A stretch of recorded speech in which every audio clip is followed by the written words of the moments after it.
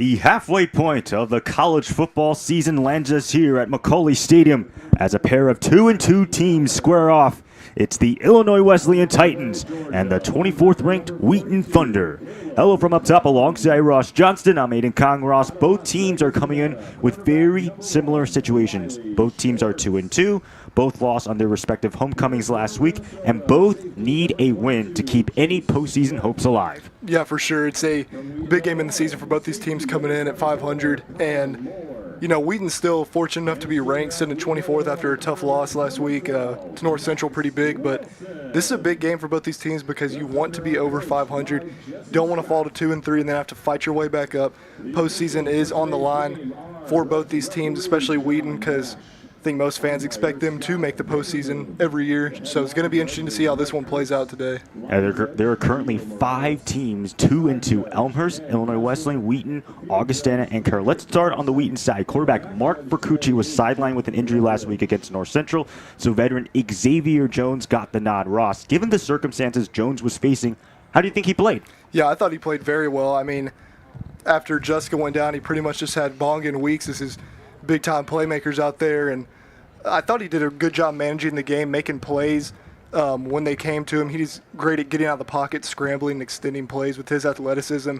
There were no sacks as well, which a big testament of that is to him because of his scrambling ability, but he was putting the ball on the money most of the time, and thought he did a good job given that his first career start came against the #1 team in the country. Jones, 18 of 33, 233 yards, 2 touchdowns and a pick, also ran for 6 times and 25 yards. For an injury update, I asked Coach Scott about Vercucci as well as starting center Drew Chirunded, and Coach Scott replied that they're both game time decisions, so if they can't play, it will likely be Xavier Jones at quarterback and Luke Self at center. And speaking of injuries, you just talked about it, Ross. Wheaton, they have been bitten hard by the injury bug, but there are some players who have stepped up in a huge way. Ross, who are the playmakers that we should be giving enough recognition for?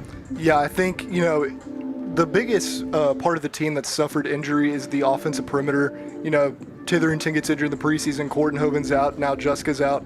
I think at the tight end room, both Randy Wojtacek and Griffin Kropp can both step up and make plays for the Thunder in the pass and run game. And at receiver, guys like Davis Reeves, Breck Peacock, you know, potentially Jack Harrington, Whit Jewett, guys like that are going to have to step up and continue to make plays because right now, teams are focusing on Ben Bonga and Giovanni Weeks, and someone else has to step up and help carry the load for this offense and move the ball down the field. And speaking of Giovanni Weeks, again, it's been a little bit of a quiet season for Weeks. Of course, you just talked about the offensive line and teams focusing on those receivers. How do you expect Wheaton to get that running game going? Well, they ran for a lot of yards last year against IWU, and they're going to have to do the same again. I actually thought last week was honestly Gio's best overall rushing game of the season, in my opinion. Now, they're going to have to keep building on that and get him going. I mean, his longest rush this year is for 31 yards, which isn't typical of him at this point in the season, only averaging just above 3 yards a carry. So they really need to establish that part of the ground game. It takes pressure off of whoever the quarterback is today, whether it's a sort of beaten up Mark Vercucci or Xavier Jones, who will still be getting just a second career start. And they really need to get the ground game going to help out their quarterbacks.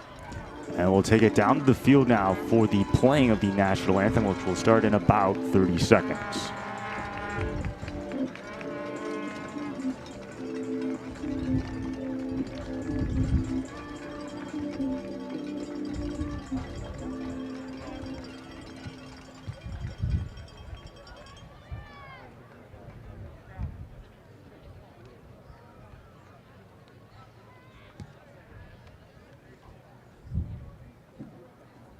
Ladies and gentlemen, at this time we ask that you please rise if you're able and remove your hats as we honor America with the playing of our national anthem.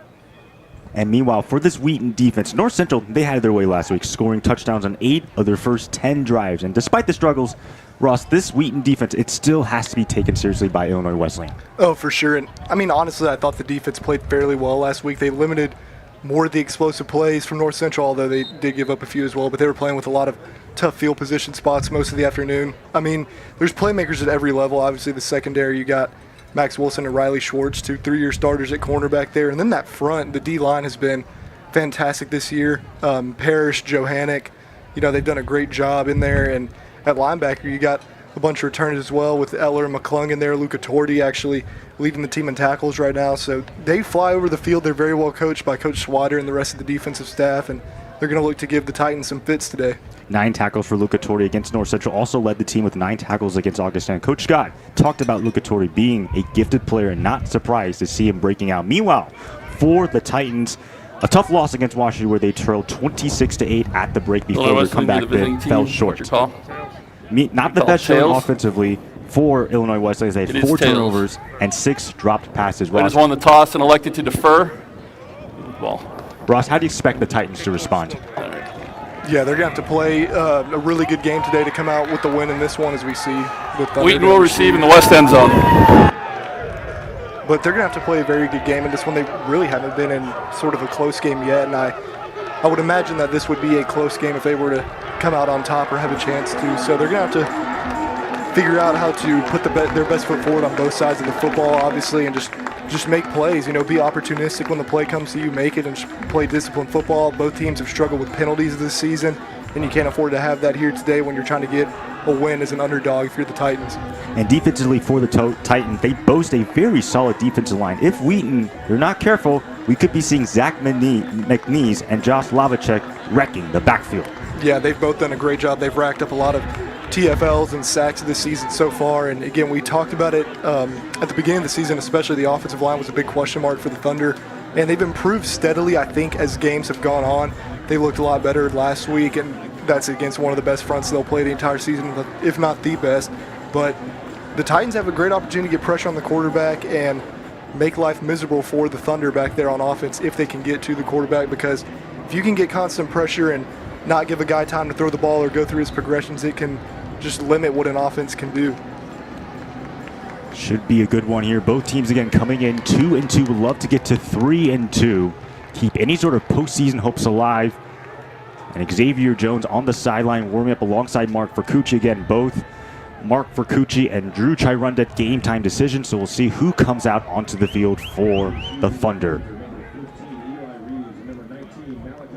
Eli Reeves did have a huge kickoff return last week against North Central, the freshman. So I wonder if they'll kick it to him or kick away from him right here to start out this game. I'm sure the special teams coach for IWU noticed that. Eli Reeves, Malachi Jones back deep to receive for the Thunder. Caden Youngie for the Titans to send this one away. Beautiful Saturday afternoon here from McCauley Stadium, and let's roll.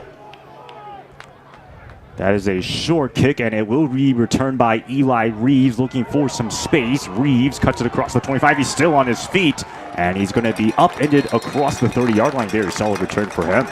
Yeah, good return to start there. Kind of wheeling to the middle and then peeling back up that right side, breaking and tackling. Thought for a sec he might have had a chance to break that one free, but good job by IWU getting there and making the play. It was Joshua Klein with the tackle. Let's see who comes out at quarterback. And Ross, it looks like you called it. Mark Vercucci back out on the field for the Thunder. Yeah, we'll see. This first drive will probably tell a lot with how, limited he may be with that injury and the pain tolerance he has for sure. Sat out last week against North Central. Again, Xavier Jones got the start, but Mark Vercucci so far an excellent season. First play from scrimmage, it's going to be a run with Giovanni Weeks, and he's immediately wrecked on the play by Josh Gavins. Good play by Gavin there. Is a little kind of delayed handoff to Weeks there. High snap as well. Deuce Scott coming to crack the edge, and great job there by John Gavin getting in there and making that tackle in the backfield. 6 tackles and one tackle for loss for Gavins. It's now 2nd down and 11 after that loss of 1. Giovanni Weeks stays in the ball game. Here's Vercucci looking to throw. He will throw to Weeks' way. He's got some space. Giovanni Weeks going to lower the shoulder right near for a first down. And I love that play. I know Mark has played, 3 games now, but having a week off can sort of mess up your rhythm a little bit, and just get him a nice little swing pass there into the flats to Weeks, and Bonga and Wojciech doing a great job blocking, and that gets a playmaker like Weeks going as well. It was Artis Benjamin, the second team All-CCIW selection from a year ago, on the tackle. It's 3rd down and 3 now for the Thunder. Out of the shotgun, they'll roll the pocket to the right, and they'll go to Giovanni Weeks, and he will get the first down for the Thunder. Nice, easy play again. Love that. Just send Weeks out into the flats. A little slight rollout for Cucci. Bonga comes inside, brings the corner with him, and Weeks just wide open in the flats there. It was a linebacker out of West Lafayette, Sam Schott, with the tackle, but not before another first down for the Thunder. And Ross, what are some differences that you see from Mark Vercucci as well as Xavier Jones? Yeah, Mark's probably not as great of an athlete as Xavier, but he's got maybe a little bit stronger of an arm as you see him under pressure here. And that ball comes out. It's still loose. A hot potato. Do the Titans have it? The sideline says they have it, and they do. It's a takeaway from Illinois Wesleyan, as you have Sam Schott recover the ball for Illinois Wesleyan. Well, I think Vercucci just lost a hold of that, and there was immediate pressure. He stepped up in the pocket and was getting grabbed from behind. That ball just pops up, you see, and John Gavin tried to pick it up. He lost it, and then looks like the Thunder maybe not the most aware there, and the Titans are able to get an early turnover and start at the Thunder 33. It was Matt Hansen, the first one to generate pressure, the sophomore out of Chicago, Illinois, with 2 tackles against WashU last week. First down and 10 now for the Titans. Colin Elledge and Joshua McMillan motioning. A flag on the play, and they'll hand it off. I believe that's Jahari Scott on the carry, and he's immediately decked there by the Thunder. Could be a potential false start or hold or something. Oh, encroachment, they're saying, on the Thunder. And we'll hear from John Walsh, our referee. Offsides, defense, number 54, in the neutral zone at the snap. 5-yard penalty. We play first. Question, our referee is John Nash, so Illinois Wesleyan gets a free 5.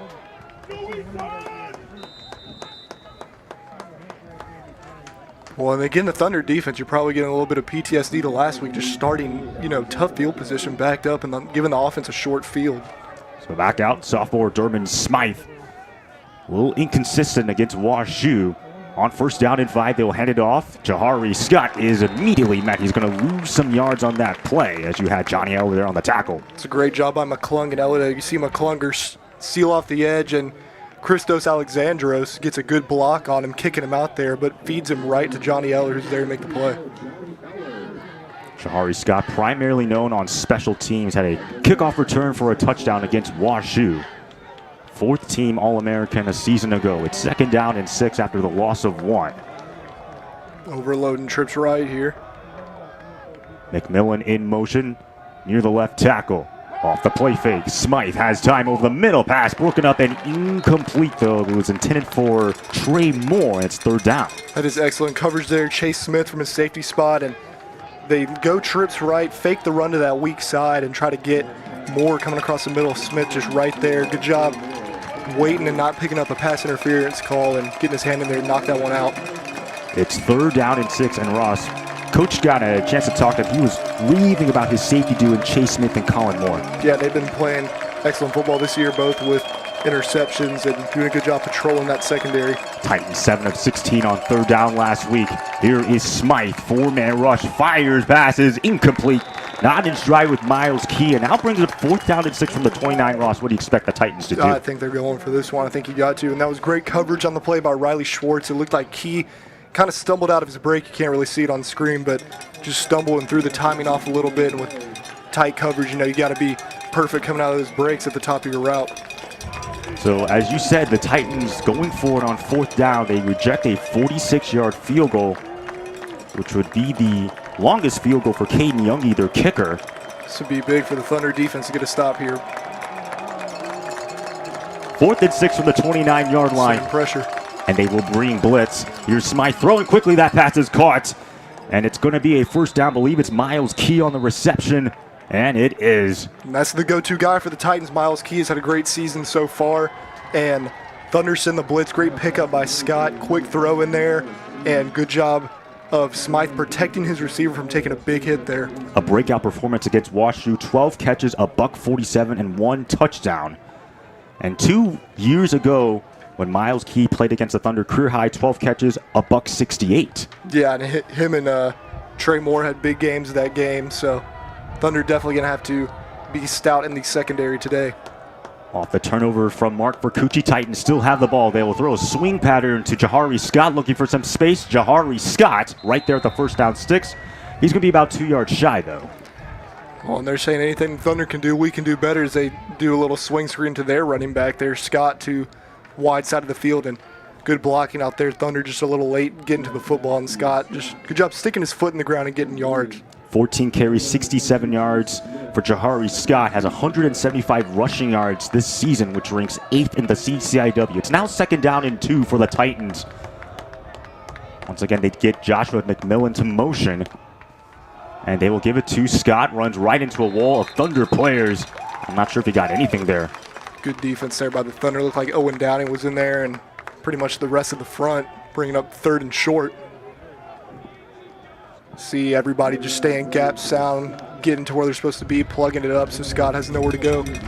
Owen Downing 3 tackles against North Central. Another 3rd down for the Titans, opening drive for them. And this is probably 4-down territory the rest of the way, I would imagine. I mean, I think they know that to win this game, they're going to need to get 7 more often than 3. The backup running back, Danny Kent, is in the backfield alongside Smythe, operating out of the shotgun. They show pressure, a quarterback blast with Smythe, looking for the edge. Does he have the first down? Let's see what they rule it. I think he's short. I think he might have lost one there. That's a great job by the Thunder stringing it out and getting outside of their blocks. Colin Moore came down from safety and sort of escorted Smythe out of bounds. And I like the play call there by the Titans, but I think that's just great defense by the Thunder. Colin Moore, 7 tackles and a tackle for loss. Leads the team in tackles with 28 alongside Luca Torti. Both of them tied for 8th in the CCIW. It's 4th down and 4. And as you said, Ross, Illinois Wesleyan going for it. They were successful the last time on 4th down. Second 4th down try for them. Rejecting a 32-yard field goal. Thunder showing man pressure again. And they'll bring some pressure. Smythe has to throw it quickly. The pass is incomplete for Danny Kent. No flags on the play, and that's going to be a turnover on downs. Well, I'll tell you, that is the right place to go with the football. That is, the perfect play really for that coverage. They send the back out on the wheel. Thunder sent, I think, 6, and Rex Kroger, the defensive end, on that blitz peel there, which means he has to take the back out once he goes into the flats, in that case up the wheel, and Smythe had to kind of fade off his back foot and probably didn't get enough on that. If he was able to get enough on, it could have been a touchdown. And for Rex Kroger, that's an incredibly hard play to match up with the running back, given that it is a mismatch. No, for sure. So now the Thunder get the ball back. And good thing for them, did not surrender any points despite the turnover on their opening drive. Deuce Scott was the person in motion. Here is Vercucci firing. Nice the pass throw. is going to be caught by Brett Peacock. That's an excellent throw, tight spiral. Good sign for Vercucci there with regards to the shoulder pain he's been dealing with. And run a little play-action flood concept to the field side and just layers it right over Rhodey into the hands of Peacock there for the first down. Mark Vercucci completing 68% of his passes, throwing for 880 yards. That's good enough to be 2nd in the CCIW. Also 5 passing touchdowns, 5th in the conference. First down and 10, another RPO. That pass is caught. I believe it's Brandy Voyachek rumbling down the sideline. And it looks like from that far right judge, he should have a first down. It's a good sign there, and the Thunder doing a lot of play action early. Coach Scott dialing it up, and there's Voyachek with a nice catch and run. And, Randy Moore, of a guy they brought in last year, is that second tight end to be a blocker in their 2 tight end sets, and obviously going to have to step up and be more of a pass catcher as well with the injury to Jessica that we talked about. And Randy Voyachek won the 11th award. We'll get to that in a little bit. Another RPO, another screen. That's Peacock on the reception. Brett Peacock slips a tackle. Peacock before being driven down right at the 44-yard line. Tackle made by Jimmy Capecci. Good play there. Another little RPO into the flats to Peacock. And Brett Peacock, very shifty guy and hard to bring down in the open field like that, able to make one-man miss and pick up about 6, which, again, you want to win these first downs, both sides of the football, and Thunder getting good gains on first down to start this drive, which is a great sign. The sophomore out of Wayne, Illinois, 10 catches, a $154 on the season. Now they'll run it with Giovanni Weeks, rumbling forward into Illinois Wesleyan territory for a first down. Good cut by Weeks, get him going downhill. That looked like it could have been a big run, but good job containing on the edge there, I believe, by the corner artist Benjamin. If he didn't hold contain there, that could have been a big one. 83 scrimmage yards and a touchdown for Giovanni Weeks, currently with 243 rushing yards, 6 in the CCIW, along with 3 rushing touchdowns. Looks like they've been traveling Benjamin with Bonga here so far, 2 3-year starters for both these teams. Yeah, ours Benjamin, the best corner on the Titan squad. Another RPO, another screen pass. That's Deuce Scott in the flat. Scott breaks a tackle, and Deuce Scott still going, and another first down before being dropped by Cole Pradle. Just another variation to run that little RPO flat play there. They get Deuce Scott involved, who we're seeing more in the game so far, playing sort of at a wingback spot, and Davis Reeves out there with an excellent block, just taking Rhodey outside. Ends up taking 2 guys out and gives Scott an easy first down game there. It seems like we're seeing a lot more 21 personnel, 2 running backs and 1 tight end, seeing both Deuce Scott and Giovanni Weeks. And now a quick pass, and again it's Deuce Scott with some space, and Scott at the first down 6, they'll give it to him. Little screen there. Haven't seen the Thunder run something like that yet this season, and another first down game for Deuce Scott, who's showing to be an excellent second back to go with Weeks, and you see the Thunder offensive lineman getting out there and putting in some work as well on the perimeter. Thunder now operating at a 12 personnel, 1 running back, 2 tight ends, being Griffin Kropp and Randy Voyacek. Giovanni Weeks in the backfield along with Mark Vercucci. Bonga to the bottom of your screen, though. This time run it with Giovanni Weeks. Stretch run to the right. Nice break there by Weeks, and he's right near the first down sticks. Yeah, they're moving the ball any way they want to right now. They're not really trying to go down the field, obviously, and hit some big pass plays, but just smart runs, little RPOs, play action passes, and Thunder just taking it right down the field. We see Weeks, just excellent runner through contact, fighting to get about 8 yards there. And so far for Mark Vercucci, 7 of 7 for 67 yards. Could not script it any better. Yeah, they've been very efficient so far. Second down and 2 now for the Thunder. And they'll give it to Weeks. Stop that time. Yep, there to make the play, Frank Rhodey among his other friends. And Rhodey's a veteran starter back there for the Titans in their linebacker group. He's seen plenty of Giovanni Weeks over his time in college, and good job with him and John Gavin company there, getting him down, bringing up 3rd and short. And interesting for the Thunder, going a little bit on the hurry-up side. It's 3rd down and 1, and they will just keep it with Mark Vercucci on the zone read, and it looks like he's got the first down. Good cut there and fight. Probably feels good for Vercucci to take a hit again, and probably Coach Gallagher want him to be getting down today. But great decision on the pull there, gets outside, showing his speed, and good open field tackle there by Cole Pradle, who is the Titans' leading tackler, but it was enough for Mark to get the first. This is now the 9th play of the drive that started from the Thunder 15-yard line. First and goal from the 10, under 5 minutes to go here in the first quarter. And they will run it with Weeks, and nowhere to go for Giovanni Weeks. Looked like they were sort of running a little triple option there, potentially bringing Reeves in motion and having Voyacek lead the way on the edge, but decided to give it to Weeks there, and the Titans were having none of it that time. So it's now second down. By the way, Luke Self is the starting center for the Thunder. Thunder going 4 receivers out there this time, kind of spreading the defense out now. Ryan Kenyon is, by the way, to the top of your screen, the junior. We haven't really seen that much out of him. So again, you talked about the injuries, needing other receivers to step up. 5 receivers actually there and empty. Here is Vercucci, feels the pressure, flushed out to his right. Vercucci fires, passes, back up in the air, and caught for the touchdown. Wow. It's Ben Bonga. How lucky of him for 6. I mean, we've seen the football fly all over the place for the Thunder today. First it was Vercucci fumbling it, and it goes like a hot potato back there. And that time, Vercucci breaks the pocket, throws for Kenyon, he gets batted all the way up in the air, and lo and behold, Thunder's number 1 receiver, Ben Bonga, right place, right time. Easy touchdown there for him. 7 catches, 73 yards, and 2 receiving touchdowns for Bonga. Has 4 on the season, which leads the team. Also good enough to be second in the CCIW. Mateo Jesh now on the extra point. And it's good. Well, it's funny. Great players make great plays. They also make lucky ones sometimes, too. I mean, that sure happens. You see Vercucci here, no one picks up the end on that right side. I believe that was Zach McNeese. Vercucci, a great job to break contain, and then that ball just gets popped up, and Bonga very self-aware to find it, get in the end zone. That might be one of the easiest touchdowns he has in his life. I mean, what a play. Zach McNeese, as you said, was barreling in the first team all CCIW selection, and he was one of the players to watch out, but he just whiffed on Vercucci, an athletic play made by the quarterback. A Thunder strike early. I think Ryan Kenyon should get somewhat of an assist for that play. I know they don't have assists in football, but I think there should be some stat for that this week. And so now out come the Titans special teams. One thing to note here for the Thunder, we saw a couple kicks out of bounds last week from Caleb Mary. You can't afford to have that today. You want your defense to start with a lot of field to work with and keep the Titans backed up, because I don't know how much the Thunder can afford to give up good field position to other teams 2 weeks in a row. And for the Titans, their special teams probably the best in the CCIW. They had 2 blocked PATs, 1 returned by Frank Rohde for 2. They also had a kickoff returned by Jahari Scott, and then on the ensuing kickoff, they forced a fumble. And again, the Titans, they were down big against WashU, but those 2 big special teams play is what kept Illinois Wesleyan in that game. Oh, for sure, and special teams are a huge part of each game, and they can make a difference, especially if the game is close. And they'll kick it off to the dangerous returnman, Jahari Scott, before he's upended right there at the 26-yard line. Good look return, at good blocking, but nice tackle there by the Thunder. Looked like that was Charlie Duck.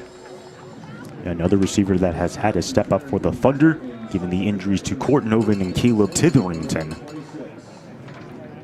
And now Illinois Wesleyan comes out on the field, and a problem for them last year was the turnovers. They had 27 turnovers last year. Yeah, and they can't afford to turn the ball over today. I think they need to get the passing game going somehow, though they're averaging pretty much the same amount of pass yards as rushing yards. They need to get the ball in the air more. And they'll set up a screen with Miles Kia. He was operating out the orbit motion before being brought down at the 35-yard line. The tackle being made there by Johnny Ellard. And I'm liking what I'm seeing from both teams' play callers right now. They're doing an excellent job getting the ball to their playmakers in space. You see the orbit motion, like you said, Aiden, to Miles Key there, and just blockers in front. Very shifty guy, and gets 9 out of it.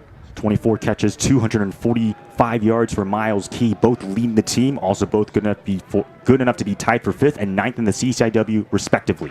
2nd down and 1. Here is the keeper for Durman Smythe. He's going to try to get the edge, and he's going to get the 1st down for the Thunder. Yeah, smart play there by Smythe. Could have maybe tried to flip that little comeback to Trey Moore, but didn't want to risk it. Just decided to run and get the 1st there. And Smythe showing some athleticism there by himself, outrunning. See Johannick and Parrish trying to chase him down right there as he gets the 1st. He's not afraid to run the football at 101 yards against Elmhurst. So has shown that he can be a proven running quarterback, although he did struggle against WashU. Well, and you saw the Thunder last week struggled against another quarterback that can run in Luke Lannon. Here is Durman Smythe again, flushed out to his left. He's going to take off and run once again before being ushered out of bounds by Johnny Eller. Smythe making smart decisions so far. I haven't yet to really see him make too bad of a decision there. And Thunder just with excellent coverage that time, and Smythe able to break out of the pocket. There was no containing. Just at least get 4 or 5 there. And again, it's just for both teams, positive 1st down plays. That's what you want to see if you're an offense. For this Titans offensive line, 3 seniors, Peyton Feldman, Dylan Meyer, and then Caleb Himes. And then a left guard, Dylan Meyer, who's also a senior, Trey Campbell, the junior center, and then a freshman starting, Christos Alexandros. And now a quick screen to the outside. That pass is going to be caught. Ball. The ball comes out, and it's loose, and the Thunder have it. Well, that is an incredible play. Colin Moore stripped it and fell on it. So just like the Titans' defense got a takeaway, Wheaton's defense comes up huge. Look at this little RPO in the flat to the tight end Colin Elledge, and Moore just rips it out. You see him yank it out and fall on it. That is just a heck of an individual play there by Colin Moore to get the forced fumble and recovery as well. And I had a chance to talk to Coach Scott 2 weeks ago, and he compared Colin Moore to Caleb Grodelution, talking about how much of a punisher he is on the defensive side. Yeah, and Grody was definitely a big hitter a few years ago in the secondary for the Thunder. Moore making an excellent play there as well. His younger brother Sam plays on the soccer team. So now 1st down and 10. Excellent starting field position at the 44-yard line. Play fake, some pressure coming from Hansen. That pass is going to be incomplete, but again, great penetration from Illinois Wesleyan's defensive line. Yeah, and again, we talked about their front as well. They have a very solid 1-2. Hansen got in again that time. He's been wreaking some havoc early, and Fort Coochie just fortunate to get that one off. Had Voidacek kind of open, but obviously not able to get enough on it. But instead of taking a sack, able to get that one incomplete, which is good for the Thunder. Matt Hansen, Zach McNeese, and Josh Lavacek, the 3 defensive line players to be looking out for. Of course, Artis Benjamin, the talented corner. Don't want to call him a pick artist, not meaning for a pun right there. Here's for Coochie, far side on the RPO, and that pass is going to be caught and slipping out of bounds. And right near the first down sticks, I believe that is Davis Reeves, it looks like. And they trust Fort Coochie to make these throws from the opposite hash. He's shown to have a very strong arm, much like Ben Thorson did last year for the Thunder. And easy hook up to Reeves, make it 3rd and about medium here. So it's 3rd down and 5 now for the Thunder. They were 4 of 13 on 3rd downs last week against a very tough North Central defense. Giovanni Weeks in the backfield. Here's Fort Coochie looking left, and that pass is going to be incomplete for Brett Peacock. They were not on the same page. Good coverage there. I'll be interested to see what Coach Scott decides to do. They're kind of in no man's land almost. But it's like he's keeping that offense out and bringing out Weeks, putting Griffin Kropp in, so it might be going somewhat of an empty look here. Got the tight ends at the wing backs. And Randy Wojcik is also in the game. 4th down and 5 now for the Thunder. Pressure. Second best 4th down offense in the CCIW. Converting on 64% of their 4th downs this season. It's like Wheaton changing the play there. Iwu seems to not be changing their defense. They're still showing pressure. 4 on the play clock. Fort Coochie gets it out. It's caught by Peacock. Does he have the first down is the question. This is going to be close. I think he got it. Yep. Great effort there by Brett Peacock. I mean, just by the hair, it's good enough to keep the drive moving. Boy, and he just got that ball off. There was pressure coming in, and great effort there by Iwu. That was Jackson Moore at safety trying to get Peacock down, just able to spin and just get enough for that first down. That was close, though. So the hook up to Peacock keeps the drive alive now from the 33-yard line of Illinois Wesleyan, showing a corner blitz. And they'll run it with Giovanni Weeks, and he'll get across the 30-yard line, maybe stopped at the 30. Nice shoestring play in there. Looked like that was Sam Schott again, having a good start to the game. And see Wojcik leading the way, but looked like a lineman for the Thunder fell and just they're able to get Weeks by the shoestrings there. We've seen that a lot this season, it seems. Schott with 26 tackles, 3.5 tackle for losses this season. The senior out of West Lafayette, Indiana. 2nd down and 6 from the 29-yard line. And they will give it to Weeks once again. Giovanni Weeks right there at the first down sticks, and they will give it to him, in fact. Good push up there up front this time, and Weeks just good vision, able to cut off that right tackle and get downhill and pick up another first down for the Thunder, who've been racking up some chain movers early. Giovanni Weeks, 6 carries, 22 yards, averaging 3.7 yards per carry. Again, a preface for Coach Scott, get that running game going with Giovanni Weeks, who's been a little bit quiet to start this season. Yeah, for sure. We talked about it pregame, and you wanted to see him finally break that one big run, and you know, he's been fighting for every yard he can get up until this point in the game so far. It's an RPO, a slant pattern that's caught by Bonga. It is, and it's right there at the first down sticks. That was a great catch by Bonga. Excellent grab, showing some very strong hands there. That was tight coverage, and Fort Coochie kind of let it a little bit upfield, and Bonga able to adjust to. Looked like that was Jimmy Capecci out there on him that time instead of Artis Benjamin, and again, great strong hands there by Bonga. Thunder may not snap it here, as this is about to be the end of the first quarter. And they do not have enough time, so the Thunder going into the second quarter, they'll flip field positions. They're up 7-0 That's the end of the first quarter. After one quarter. I think both sides of the ball so far have done a great job for the Thunder. Obviously, the offense putting long drives together, and the defense, I mean, early turnover from the offense, and the defense starts backed up at their about 30-yard line and able to hold Iwu to nothing and then get the takeaway. Both teams have had one takeaway. So I think it's been a good job by the Thunder. Iwu's still fighting. Obviously, a lot of football left to be played. And Ross, given how the Thunder, they've had a couple of different players at the offense line. It looks like Aiden Kingsbury, Caden Carter, Luke Self, Sean Sisko, and David Nussbaum playing on the offensive line. How do you think they've performed so far? Yeah, I mean, there's been a couple breakdowns. I mean, the touchdown Fort Coochie threw, I believe Nussbaum just missed the defensive end in protection. And, you know, they've had a few short mistakes in the run game, kind of just guys, you know, falling over themselves a little bit. But overall, I mean, I think they've been improving every game, and they're doing a good job kind of opening some lanes for Gio and these other guys to run downhill early. And in the first quarter, Mark for Coochie, 11 of 13, 97 yards. Of course, that touchdown pass to Ben Bonga. Giovanni Weeks, 29 yards on 6 carries. And, of course, the leading receivers, surprisingly, Deuce Scott off that little screen pass. 2 catches, 25 yards, no touchdowns for the Thunder. Also on defensive side, Johnny Eller leading the way with 4 tackles. Meanwhile, for Durman Smythe, 4 of 7 for 28 yards. And he's also the leading rusher. Only has 4 yards, something that Illinois Wesleyan needs to get going. They only had 3 rushing yards in the first quarter. Yeah, and they average a lot of rushing yards per game. It's a big part of their offense. So for them, need to see that aspect get going on offense. For the Thunder, one thing I've liked, a lot of guys have touched the football so far. We talked about other players needing to step up, and they're doing that so far today. Cole Prado leading the team with tackles, with 4 tackles in the first quarter. First play of the second quarter off the play fake. Here's Forcucci throwing for the end zone, and it's caught. What a grab by Bonga, his second of the day. That's another excellent play call there by Coach Scott, and they give Bonga a little double move, slant and go. So we'll see the replay after the extra point, but good ball by Forcucci, putting it just over the DB's head, and Bonga, good hands again, adding another touchdown to the day already. Bonga coming into this game over 2,000 career yards and 20 touchdowns. Make that 22 receiving touchdowns for Bonga in his career. Great stuff. And for Mark Forcucci, his 7th passing touchdown, again coming into this game with 5 passing touchdowns, 5th in the CCIW. And it looks like a flag on the play. False start. Offense, number 73. 5 yards. Retry the down. It's against Cademan Carter, and so they will move the kick a little bit back.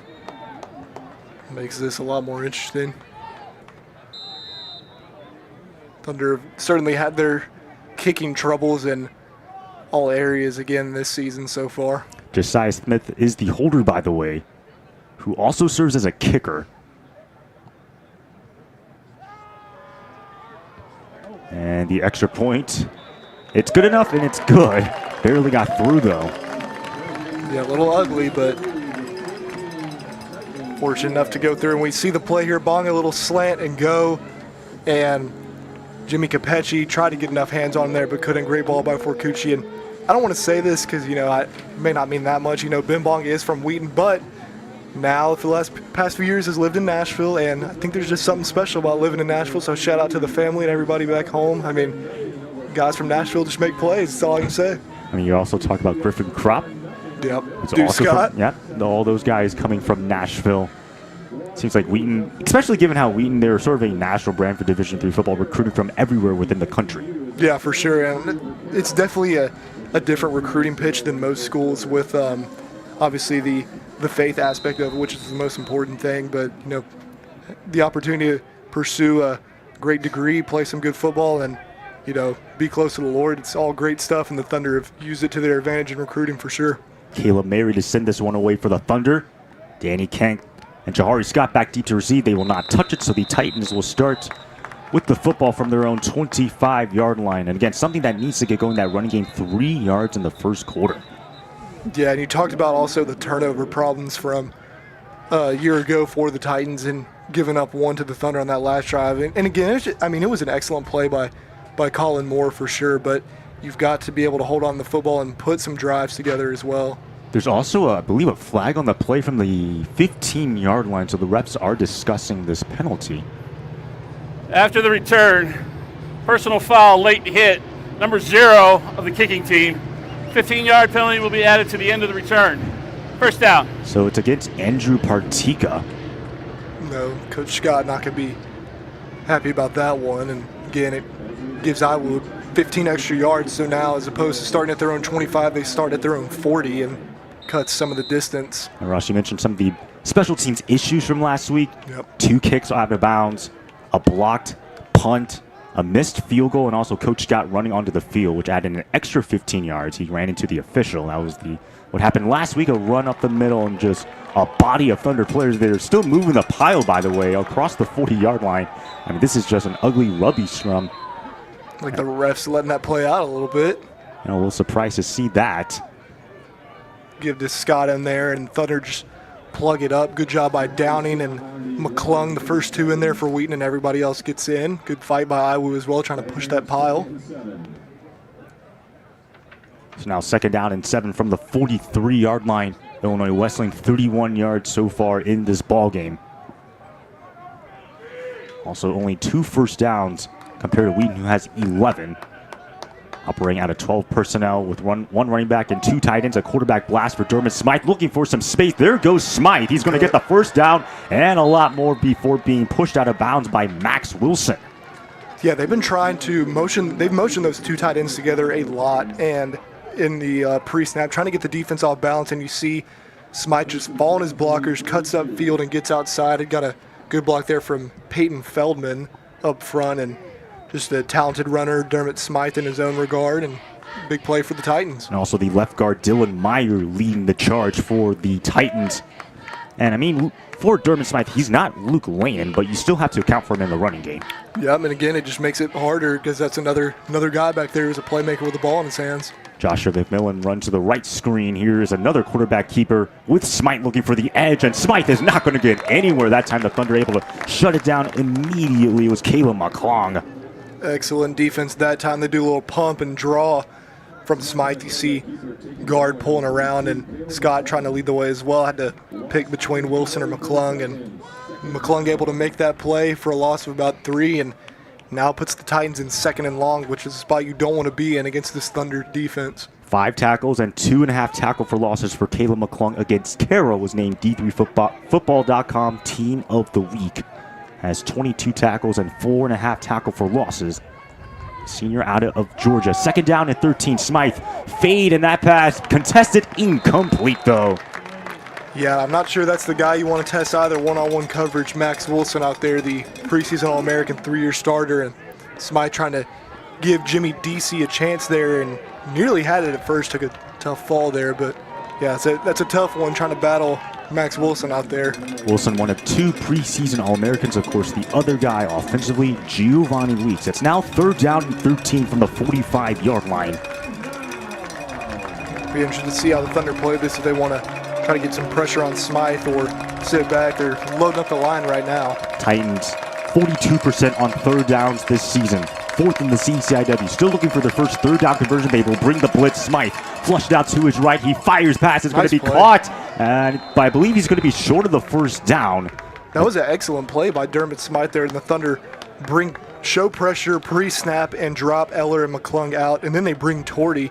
Line does a good job with it, and Smythe scrambles. There's a nice ball there, and I believe Tofflon able to make the tackle just short, as that was a nice catch by Trey Moore. So 4th down and 1 from the 33-yard line, and not really surprised to see Illinois Wesleyan's offense still out on the field. No, not at all. You got to go for this, and pretty much 4th and 1 whole playbook is open, but you don't want to be too cute here. You just want to get this 1st down. Thunder with the 2nd best 4th down defense in the conference. Illinois Wesleyan got it once, but they were stopped the 2nd time. They'll bring some pressure, a quarterback blast for Smythe, and from our vantage point, it looks like he's got the 1st down. Yeah, ref signaling chains and motion those tight ends pre-snap again. That time the Thunder adjusted a little late, but then got there, and Smythe, good job. Sticking his foot in the ground, getting upfield, just kind of pushing his lineman's back right there and getting just enough heads-up play. That's the 6th carry for Dermot Smythe, and for the Illinois Wesleyan coach, Ash, it's not a surprise when you run those quarterback sweeps. There's always an advantage because you have essentially 1 extra blocker. Yeah, and the quarterback's not really going to lead the way for the running back at any point. Someone's got to hand the ball off on run plays, but that's a great point. Running back, Josiah Scott in there leading the way. And this time they'll go on the stretch run. I believe it's Dacey on the play who takes it right up to the 25-yard line. Or rather, it's Miles Key. Yeah, and we talked about Key a lot there. Top player out there on the perimeter, and they've done a few plays to get him on the edge right now. You see how much they want to try to get him in open space. The Thunder do a pretty decent job getting guys there, but Key, good job to still get about 5 or 6 out of that one. 2nd down and 4 as Miles Key to the top of your screen. A jam look to the bottom of your screen. You also have Trey Moore. They'll set up a screen going Moore's way, and Trey Moore is going to be ushered out of bounds right there by Caleb McClung. Good defense by McClung. Little boundary screen there. And does a great job getting out. Rex Kroger pursuing down the line as well. So once again, another 3rd down situation for the Titans. 10:50 left to go here before the intermission.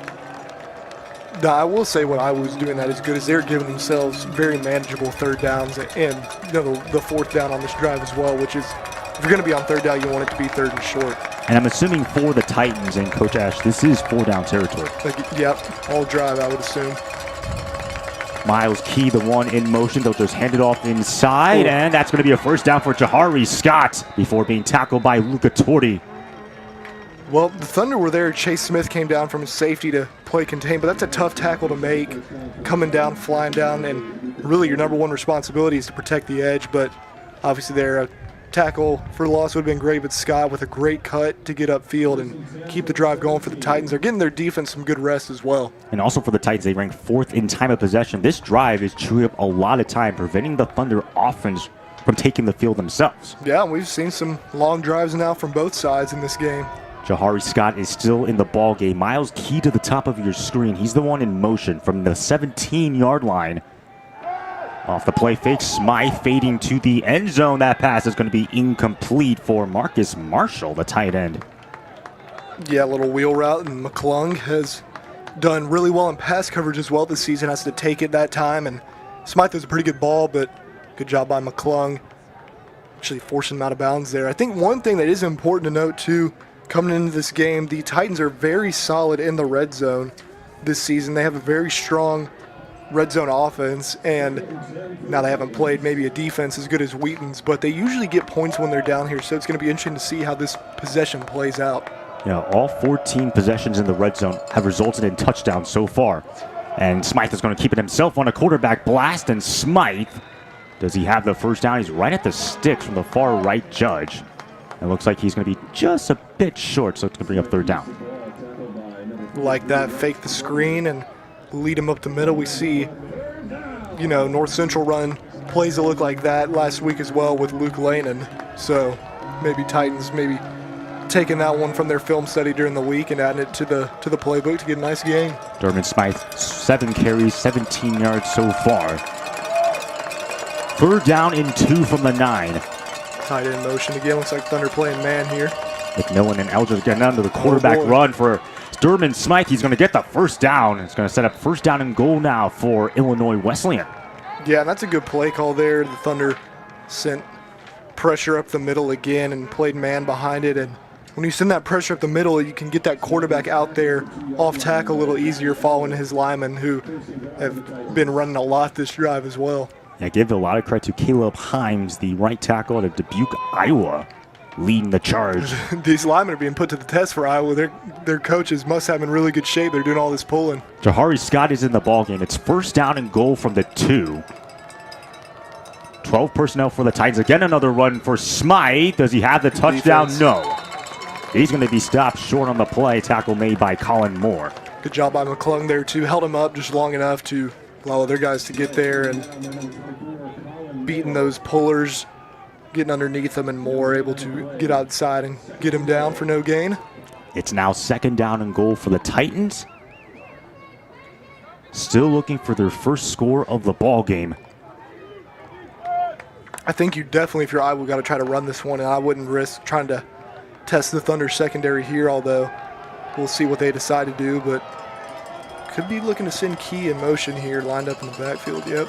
They do send Miles Key in motion. Trade Moore to the top of your screen. Running to the right. That pass is going to be caught. And does he have the touchdown? He does. Miles Key in for 6 for the Titans. Yeah, that's a great play. And you can see that one coming. They motion Key. They know the Thunder are going to be in man coverage there at the 2-yard line. They almost always are. And just bring the receivers down and get that little rub. And Key's wide open. Great dive for the pylon. I mean, that caps off a 14-play drive. That was a really long drive for the Titans and finally results in 6. Well, and the best thing about that drive, in my opinion, not only do you score, but you get your defense a lot of good rest. And the Thunder just had a long drive of their own. So, the Iowa defense was a little gassed after that for sure. Caden Youngie now for the extra point. And it is good for the Titans. So Miles Key, 55 catches, 706 yards, and 5 touchdowns last year. Yeah, and you see him in motion, and that's just a long way for Max Wilson to have to cover. He almost gets there and makes a play at the end at the pylon, but you got to fight over all that traffic. It looks like Torty was trying to get out there too, and he actually got picked. So great play design by Iwu, and, kind of going off tendency there a little bit, showing a lot of those inside runs on the drive, but they did a great job. I mean, we haven't seen either team really try to take the top off too much offensively yet, but they're just building these slow, methodical drives and getting good plays to move down the field. And kind of catching around the rest of the Division III landscape. Number 2 Cortland leads 14-7 against Unica. Salisbury leads leads 7-0 against William Patterson. Aurora and Concordia still tied. And meanwhile, in the CCIW, North Central and Milliken, North Central up 28-0. That's the only score that's updated. As Elmhurst, Augustana, Carthage, WashU, and Carroll and North Park all kicked off at 2 p.m. Eastern, but no updated score from D3Football.com. A little odd. Durbin Smythe, 32 rushing yards so far. The kick underway. And here is the return. It's Eli Reeves looking for some space. Reeves gets pelted right at about the 27-yard line. Illinois Wesleyan says the ball came out. It's a mad scramble for it. Do the Thunder have? Now there's also a flag on the play. I'm not sure what that's about. Saying Thunder football here. Yeah, Wheaton still retains possession. But again, there's also some yellow laundry on the play. Going to get this all sorted out. Could have been a big opportunity for the Titans there. Get the football right back and potentially have a chance to tie it up.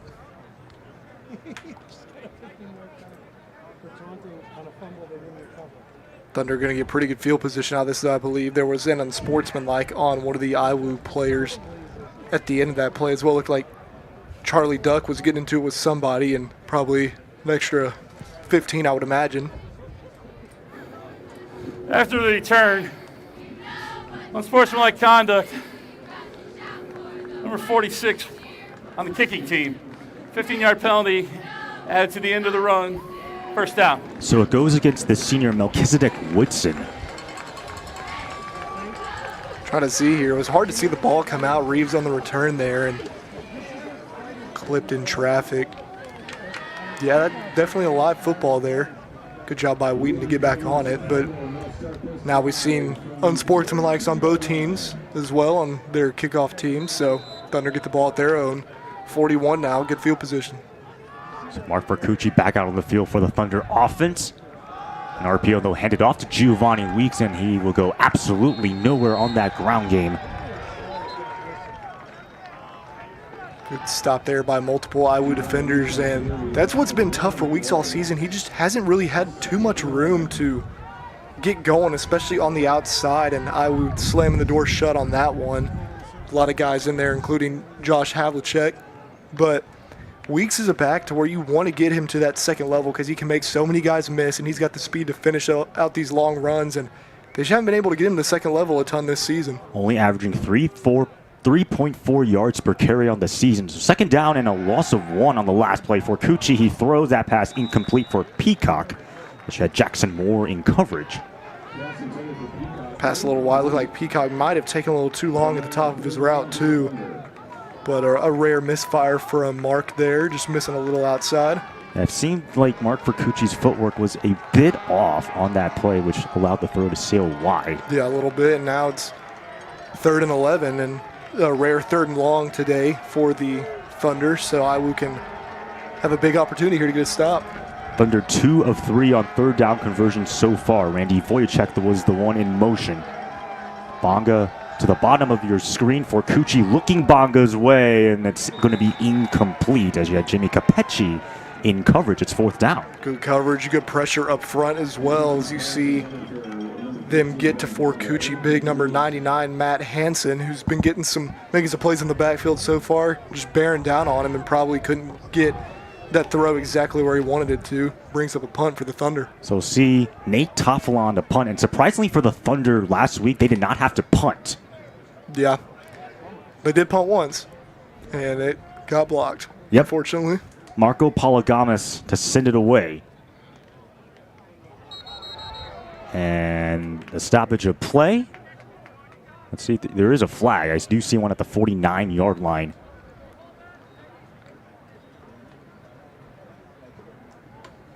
As the refs are talking this one over. Currently Wheaton 127 yards, Illinois Wesleyan 91 yards.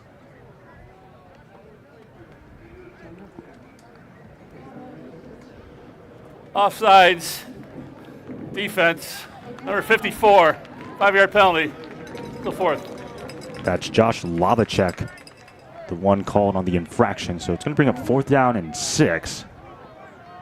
I would still assume the Thunder are going to punt, not try anything crazy here like a fake punt or whatnot. Yeah, offense isn't coming out. Coach Scott talking to him on the sideline, but maybe gives Tofflon a better opportunity to pin this one deep potentially.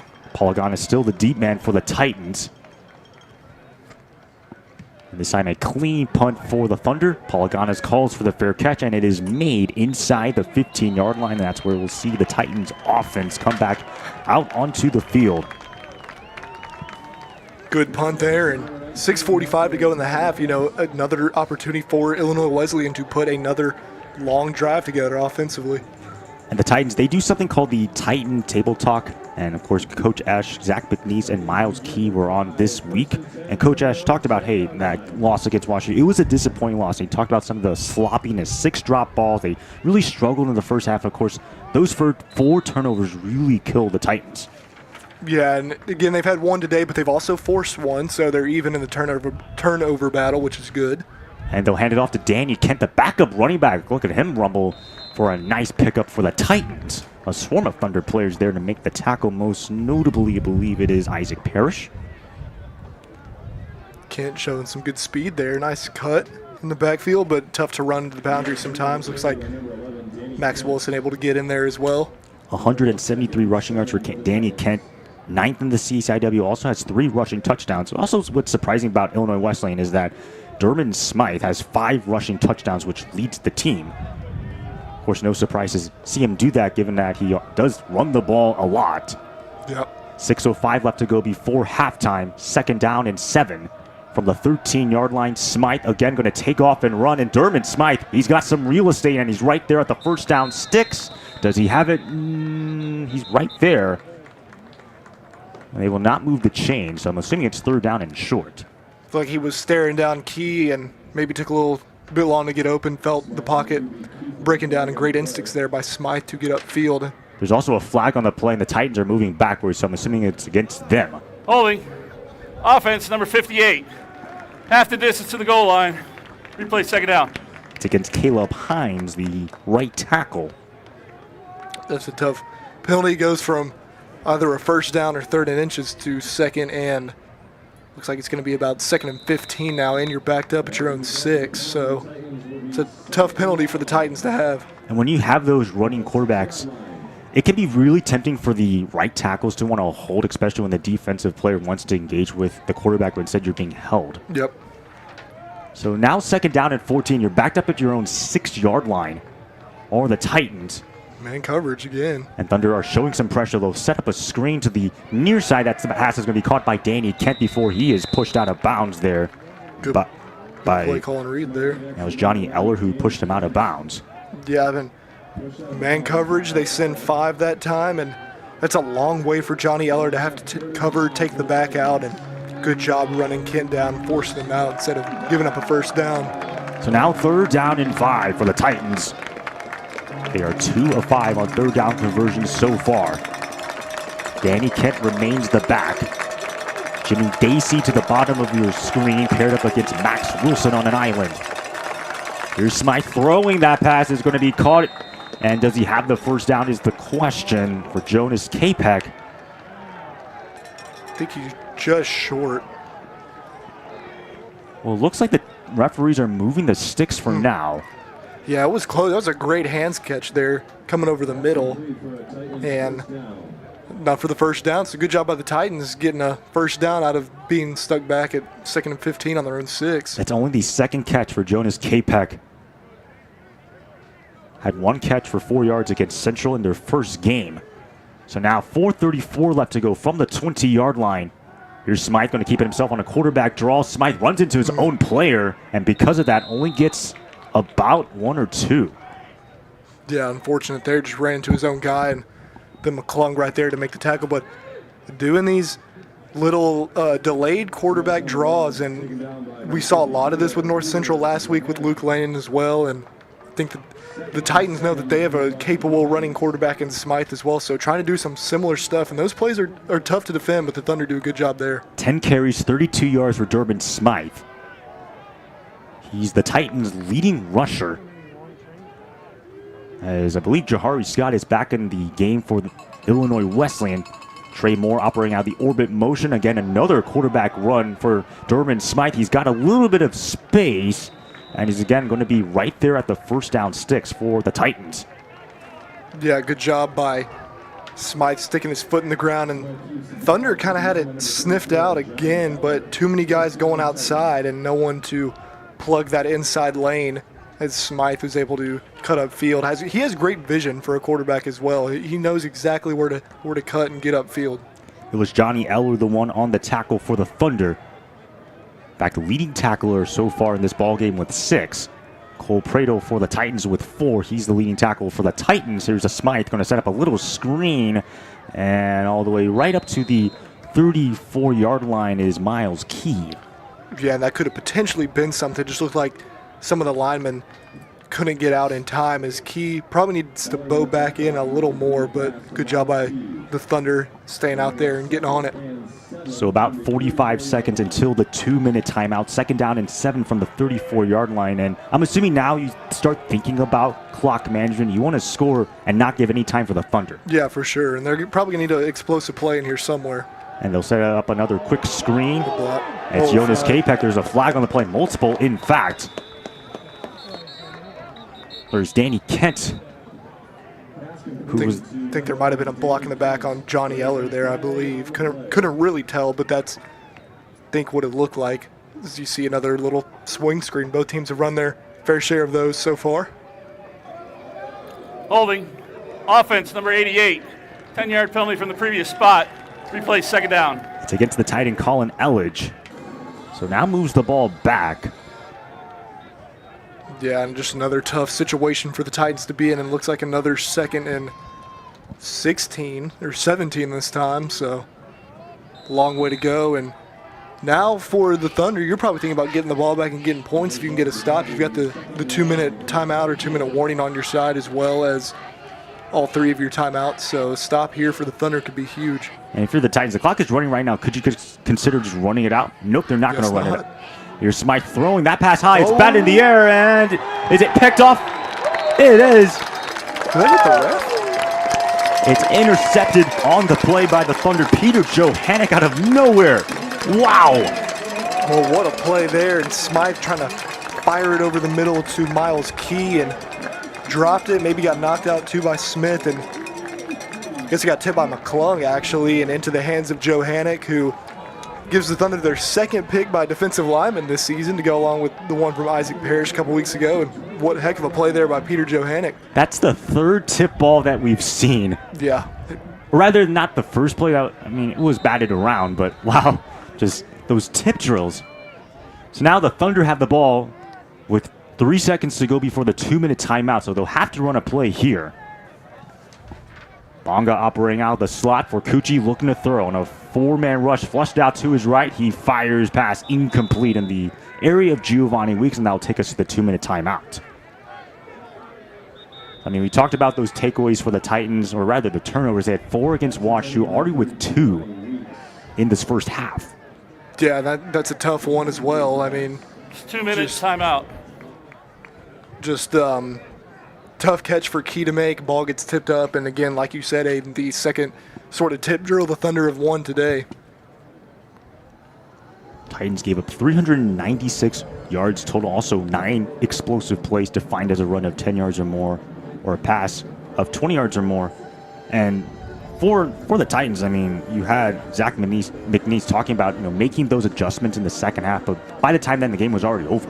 Yeah, and they just got themselves in too big of a hole to come back. They made a great effort, but it was just too little too late almost. And today, it's still 14-7. I think if you're Iowa right here, you've got to find a way to hold the Thunder to a field goal attempt, which is no guarantee, by the way, and try to keep them from scoring going into the half. Keep it at a 1-score game if you can.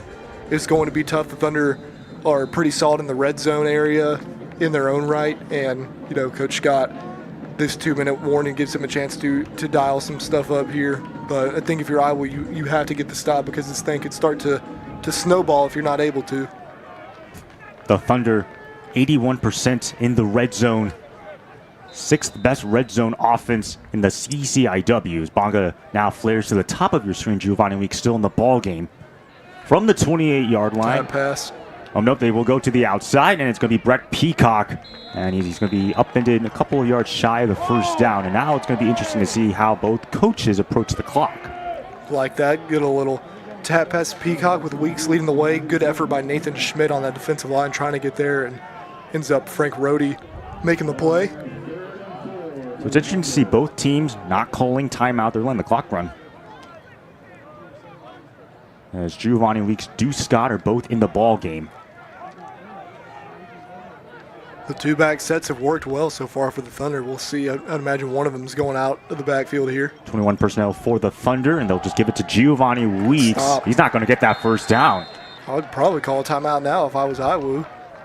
And let's see if Coach Esch wants to call it.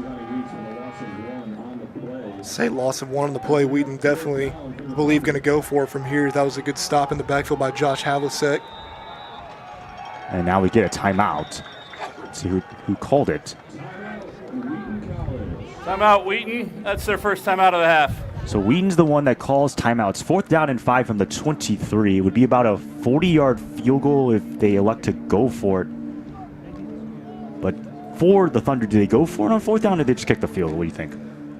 I think special teams have been too much of an issue. I think you got to go forward here and trust your offense to get, 5 yards on this play, and then, potentially take another timeout or try to get a couple more plays off before that and get even closer. I mean, obviously, if you get this 4th down conversion and end up having to kick a shorter field goal at the end of the drive, that's fine too, because it keeps Iowa from getting the football, but I would go for it here if I were the Thunder. Titans also do receive the ball to start the second half. So a potential to double dip if they can get some sort of stop. Yeah, for sure. This is biggest play of the game so far in terms of just momentum and what it could mean going into the half. So far, Mark Vercucci, 13 of 18, 116 yards, 2 touchdowns. Running game has not necessarily gotten going for the Thunder, only 27 yards for Giovanni Weeks. But again, Ben Bonga so far has been the favorite target for both Mark Vercucci and Xavier Jones. 3 catches, 32 yards, and 2 touchdowns. Yep. So 4th down and 5 from the 23-yard line. Randy Voyachek was the motion man. Vercucci has time. Vercucci taken down. He is pelted by Josh Lavacek. What a play. He was looking for Bonga coming over the middle there, and Lavacek able to just trip him up, and that was a rough fall too. That's a huge stop for the Titans, and they do have a long way to go with just 52 seconds left, but they still have 3 timeouts, so could try to go down and get it, maybe at least 3 here if you can. That'd be huge. And also the clock does stop if you go out of bounds, and it does stop temporarily if you do pick up a first down to move the chains. Yeah, so they've got plenty of time. I guess the problem is they haven't had too many explosive plays yet, and they're going to need that on this drive. But again, with a running quarterback and Dermot Smythe, who's been playing a pretty decent game so far, anything could happen. Only 61 passing yards for Dermot Smythe. Meanwhile, 43 rushing yards. And Smythe is going to keep it himself on the zone read. Does make a man miss. As that was Peter Johannick. Now it's going to be interesting to see what they do with the clock. Looks like the Titans are hurrying up for now, not showing any sign of being urgent. They might be content since they're getting the ball back in the second half, but I would at least try to take one shot. I mean, they got man coverage at the bottom. Thunder have 2 timeouts. Titans still have all 3 of their timeouts, and they'll just hand it off right up the middle. It'll be right at about the 35-yard line. Not that much, though, for Jahari Scott. And it looks like they'll be content. Yeah, both teams are content to go into the locker room. So for the Wheaton Thunder, up 14-7. That's the end of the first half. As Mark Vercucci finishing the first half, 13 of 18, 116 yards, 2 touchdowns. Dermot Smythe, 10 of 16, 61 yards, a passing touchdown. Also, Pick Ross, what are your early thoughts on the first half? Yeah, I think both offenses showed some good drives and good moments of being able to sustain long drives and keep the football moving down the field and get their defenses well rested. But also these defenses have made some good plays. Obviously, Iwu had the first takeaway, but since then Wheaton's had 2 now, and I think that could play a difference in the game for sure, whoever wins the turnover battle in this one. But I've seen some good things from both teams and both sides of the football. Coach Scott 30-2 when his team leads at the break, but Illinois Wesleyan will receive the second half kickoff. And we'll bring you the start of the second half after these messages and a word from the Wheaton Thunders Sports Network.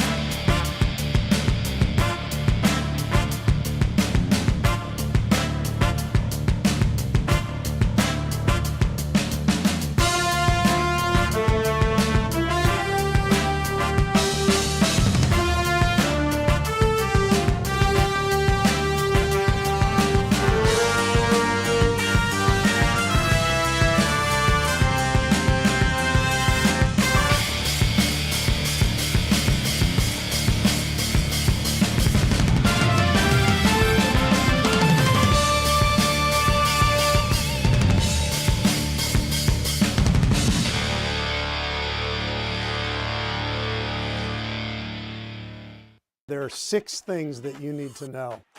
Wheaton Gives is our annual opportunity to support Wheaton students through generous giving. This year on Wednesday, April 17, anyone who loves Wheaton College has an opportunity on Wheaton Gives to support our students. We'll be celebrating all day in Lower Beamer, all kinds of student events, activities, games, food, celebration. If you're anywhere close to Wheaton, think about coming to join us. You can give online, wherever you are, anywhere in the world, and that's the way most loyal Wheaties give. Our students need your support in order to have the full excellence of a Wheaton education. That goes beyond what tuition can provide. We really need the whole Wheaton College community to maintain the affordability and excellence of a Wheaton education. So now you know, those are the 6 things. We hope that you will support us through your generous giving.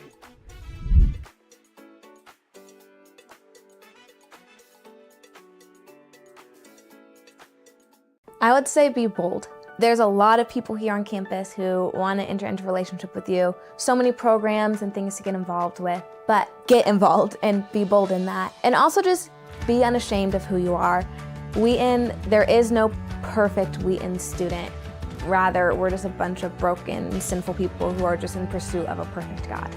Orientation committee, and then also, of course, transfer orientation committee if you're a transfer.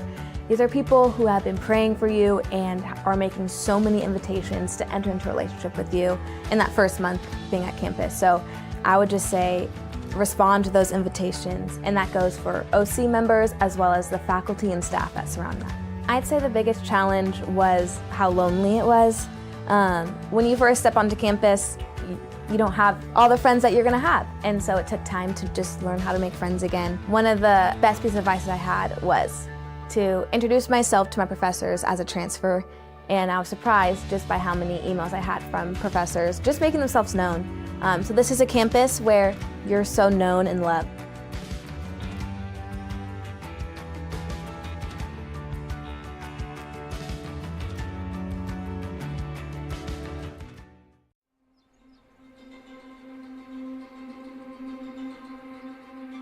Welcome to the Armerding Center for Music and the Arts at Wheaton College.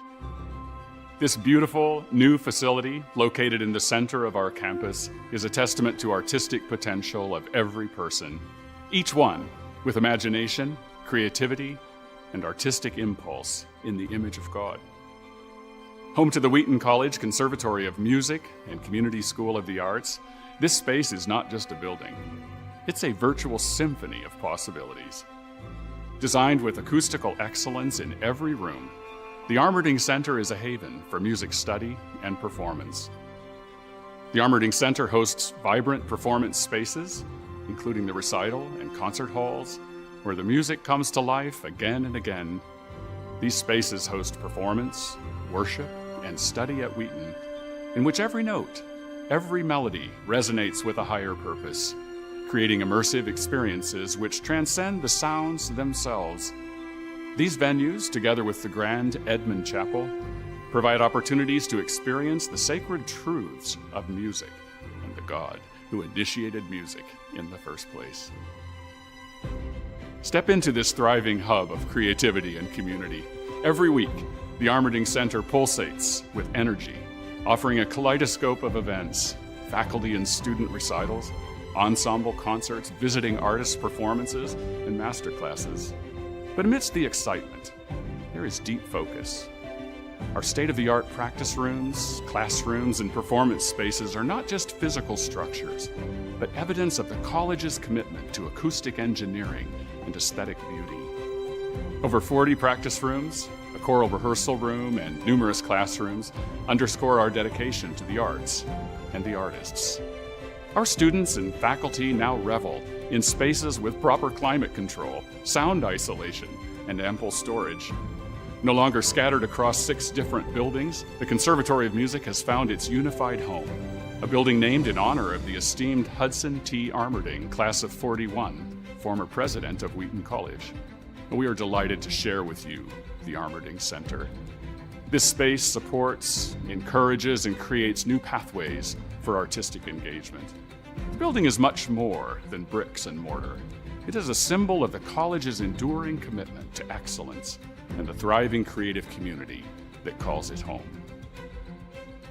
We are eager to share this magnificent building with you, our students, faculty, and our community for generations to come. The Armerding Center for Music and the Arts provides endless artistic possibilities for the enduring power of music to inspire, uplift, and unite us all.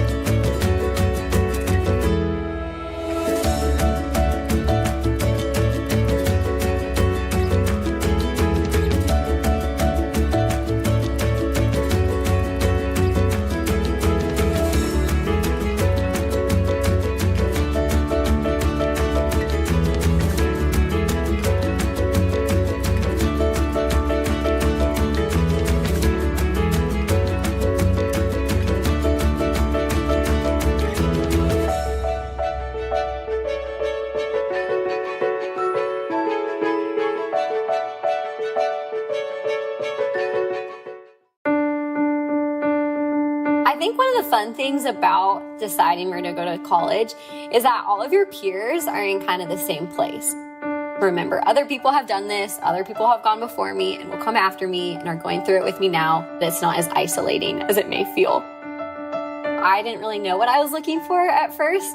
It started with me just scrolling through website after website of colleges. I knew I wanted something that was medium-sized. I knew that I wanted a strong natural sciences department. I knew that I wanted to be challenged academically inside the classroom, but I also didn't want life to stop in the classroom. I'm grateful that I was able to visit as many schools as I did. A large part of my decision to attend Wheaton was influenced by my campus visit.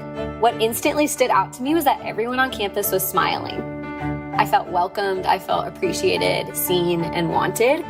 And so the application process itself was really joy-filled. The decision process was quite a different story. I got the decisions and acceptances and rejections back, and rejections stung. I became very stressed. I started to question, do I want to keep going to school? Do I want to go far? Do I want to come closer to home? And that's where I really started to ask, okay, what are the options remaining before me? And Wheaton was again at the top. I started to work with Ellen, my admissions counselor. I just worked with her really closely and had several hour-long phone calls, just talking through what does a Wheaton education look like, what is the value of a Wheaton education, and got to have personal conversations and interactions. So even during a time that was really stressful, I felt valued and seen as a whole person rather than just a GPA and test scores.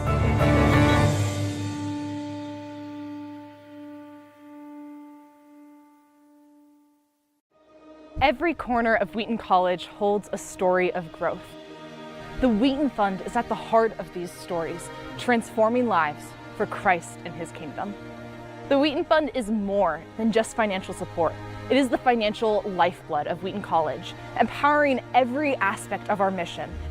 Your contributions to the Wheaton Fund ensure that the students, faculty, and staff have the resources they need to thrive and make an impact for Christ. Your contributions assist in supporting spiritual formation through chapel and small groups, providing financial aid through need-based and academic scholarships, enriching faculty with competitive salaries and development opportunities, enhancing career development through the Center for Vocation and Career, equipping athletics with essential resources, strengthening campus ministries with training, support staff, and mission opportunities, improving facilities to create a better learning environment, and enhancing academic services to support every student's education.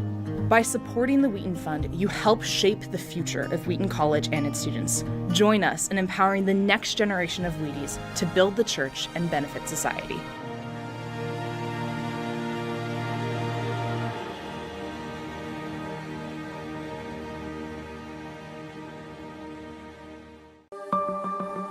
What does it mean to truly be a community for Christ and His kingdom? Human communities throughout the centuries have made agreements with one another on how they are going to live. Faith should not be compartmentalized. It should shape and enrich every aspect of life. People are coming here to be shaped and formed for life. All three of these statements, the statement of faith, the community covenant, the diversity commitment, are really ways of fleshing out our nice, succinct model for Christ and His kingdom. These commitments make Wheaton a place of depth and layers. Faculty, staff, and students, we all try to follow Christ. It's a place that really develops the heart, mind, body, and soul. And it's not about rules, it's about how we show love to one another. They're not meant to just be these words on a page that sound really good to say, but honestly, help us to try to live out those things daily. I see it as an attempt to marry what we do and say. The mission of Wheaton College is to serve Jesus Christ and advance His kingdom through excellence in liberal arts education. That mission is empowered by the enduring commitments that we make and keep. Our statement of faith, that's what we believe, our commitment to biblical evangelical orthodoxy. Our community covenant, those are promises we make to one another and to God about the way we're going to live in Christian community. And also our Christ-centered diversity commitment, how we express beautiful diversity within the body of Christ, pursuing Christian unity. Those commitments make Wheaton a very special place, a place we hope that God is calling you to join.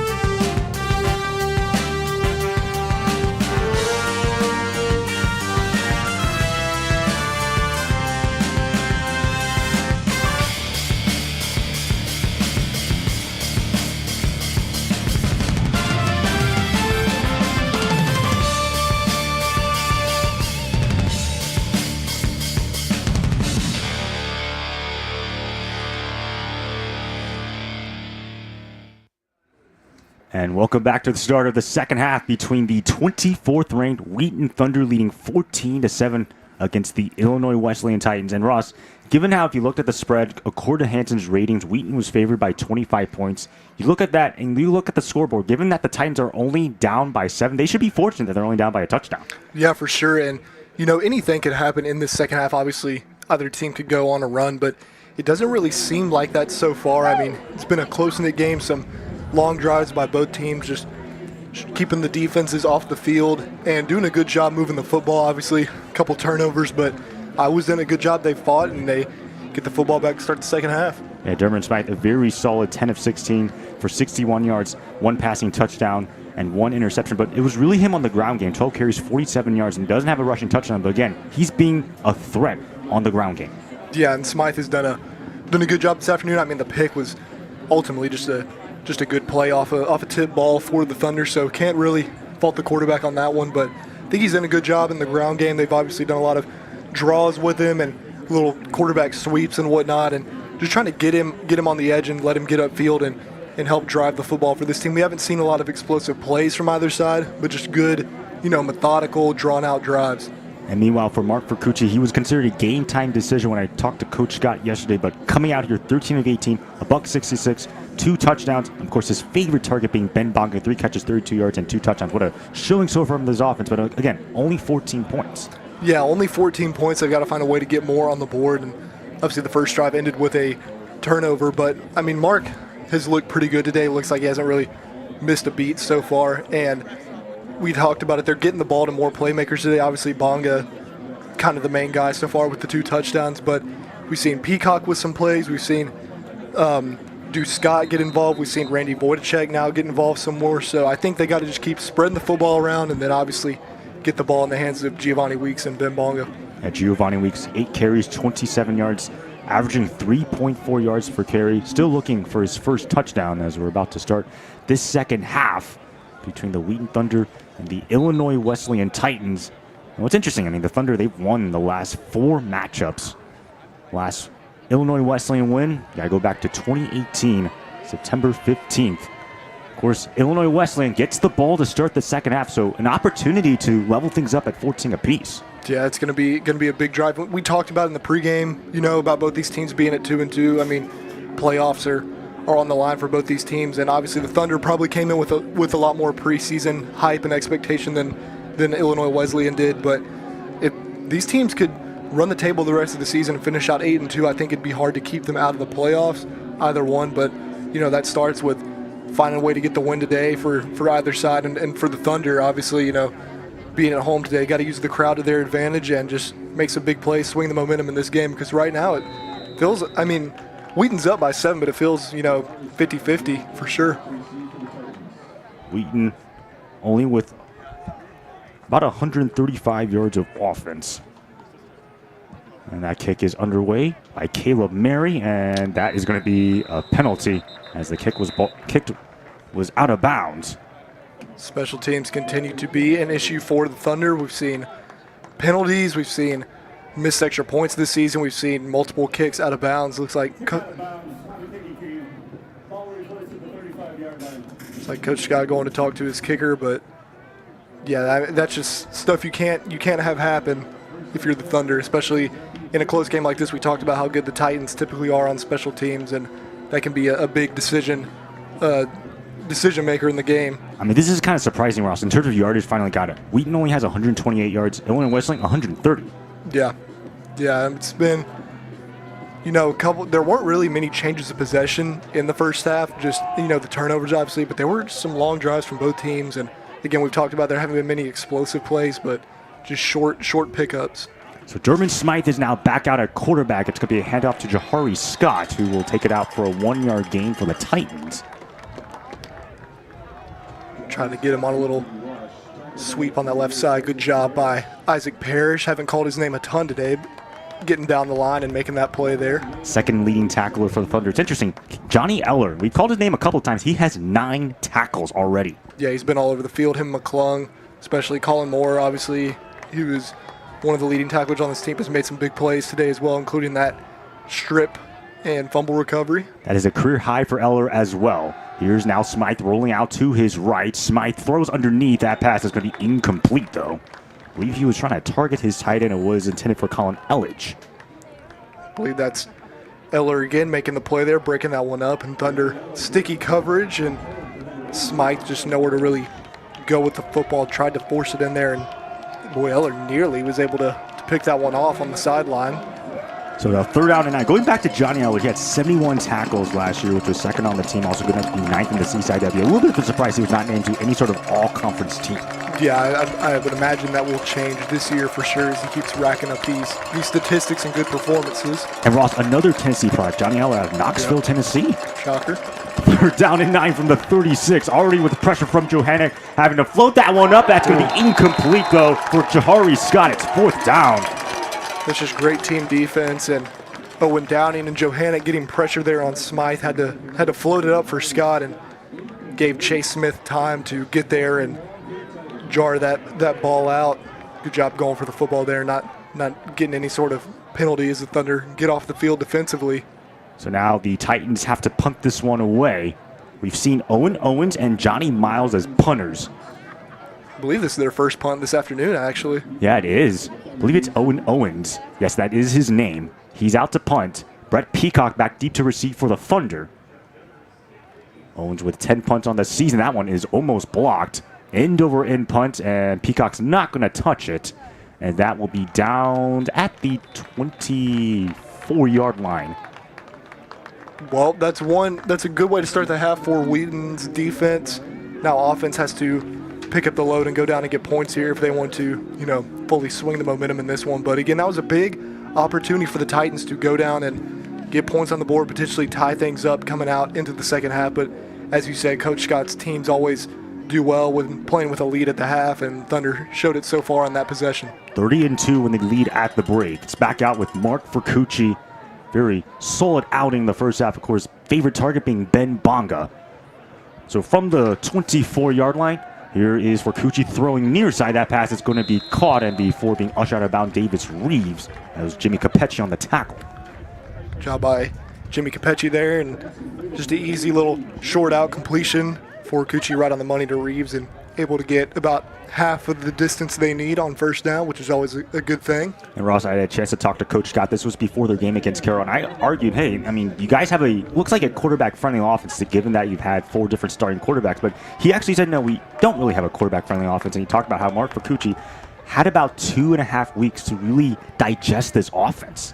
Yeah, they don't have a ton of time with training camp, and Mark's done a good job picking it up. Meanwhile, on the ensuing possession, here's Giovanni Weeks. He's off to the races. Weeks is still going into Illinois Wesleyan territory. That's that explosive play we've been waiting for from Giovanni Weeks.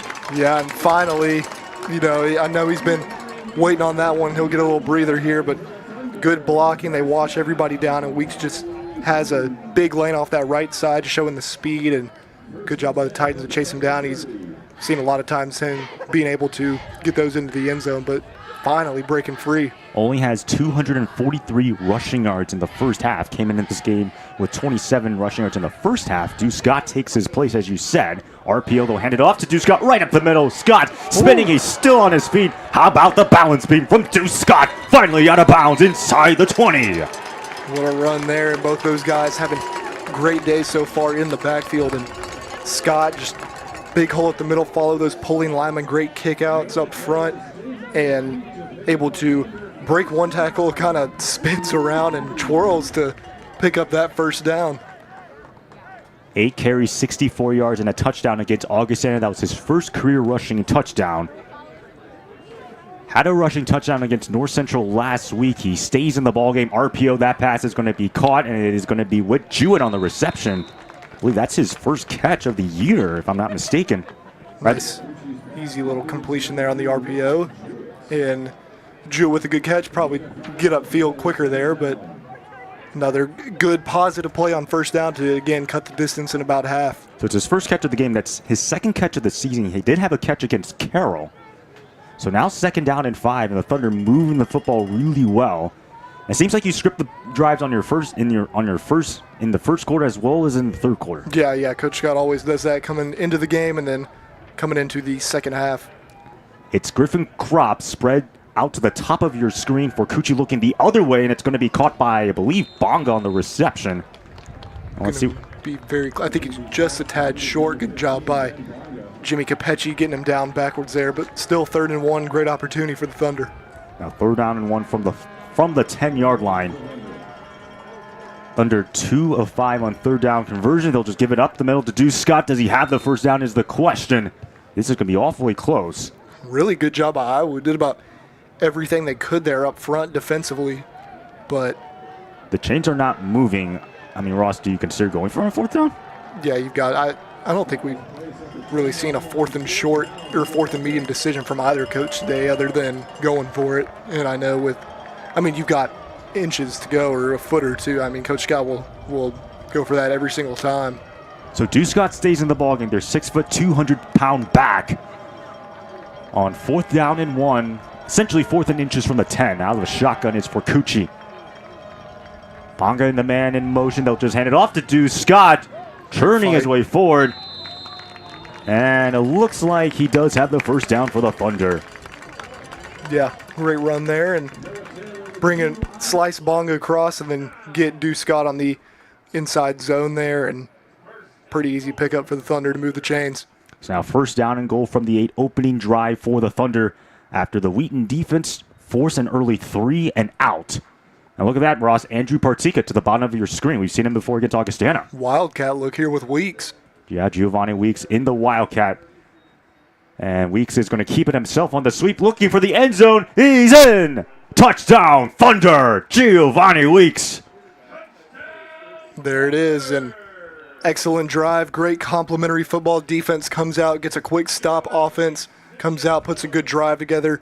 They get an explosive run from Weeks, as you mentioned, Aiden, finally getting him down the field, and then he's able to cap the drive off with the touchdown as well. 4 rushing touchdowns for Giovanni Weeks this season. That's also his 75th career touchdown. Wow, what a career it's been for him. Incredible stuff. And I like seeing Deuce Scott get touches as well. It takes some of the pressure off Gio's shoulders in the backfield and just gives the Thunder 2 strong backs to be threats for other defenses. Extra point by Mateo Jesh. And it is good. So the Thunder opening drive for them. I mean, best case scenario for Wheaton. Force a 3 and out on defense and score on the offense. Yeah, that's a great job. And that's exactly how the Thunder envisioned coming out of this second half, and probably the exact opposite of what Iowa envisioned. And now the Titans are going to have to probably get points here because, again, time keeps ticking in these games, and still over half of the third quarter left and obviously the fourth to be played. But it's tough when you're playing a team that's probably got more talent and athleticism than you with in the Wheaton Thunder, and you're on the road. They got to play disciplined on this drive and just move the ball like they've been doing. Can't have any of those penalties. Some were very costly for the Titans in the first half, and really got to find a way to get 7 on the board. And Ross, you had a chance to play for Wheaton your freshman year. What is normally said in those locker rooms during halftime? Yeah, I mean, it's just talking over stuff, kind of some of the mistakes that were made in the first half, and, where you can pick things up and some opportunities that may be on the table for the second half. Obviously, we talked about Coach Scott on offense, scripting plays, and you can bet the defense is always talking about, what they can improve on to come out of the gates in the second half. But really, there's not much that needs to be said other than just play better. And the first half, I don't think, was what the Thunder are capable of putting out there on the field. So good job to see them turn things around and start the second half. Mary descended away now for the Thunder. Jahari Scott and Danny Kent back deep to receive, and we'll see Jahari Scott, the very dangerous return man for the Titans. And there goes Scott off to the races. Jahari Scott, can he do it again down the sideline? And he's going to be pushed out of bounds, but excellent starting field position. Again, special teams, a huge play for the Titans. Yeah, it's a great job there and great return. Had a nice big hole to run through, and looked like Caleb Mary was able to hold him up, and otherwise it would have been a race with Whit Jewett to the pylon, and Jewett able to shove him out of bounds there. But a good return by Scott, who will likely get a breather here to start the drive, but get right back in there. 88-yard kickoff return for a touchdown against WashU. He does have 2 career kickoff returns for a touchdown, as well as 1 punt return for a touchdown. Illinois Wesleyan now starts at the Thunder 40-yard line. First down and 10 for them. They'll fake it to Kent and RPO. That pass for Dacey is going to be caught right at the sticks. He's going to be about 2 yards shy of the first down, though. Yeah, a little RPO slant there. Get in there behind the the backers. They flow with the run to Ken, and nice little completion to Taekwondo Moore right there to make the hit, but good strong hands on the catch. And when you're a quarterback running those RPOs, what are you typically reading?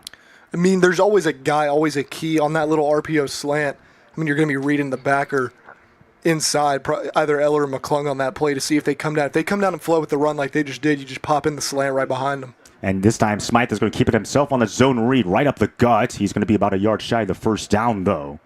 Still not a surprise to see Dermot Smythe run the football. That's now his 13th carry, though.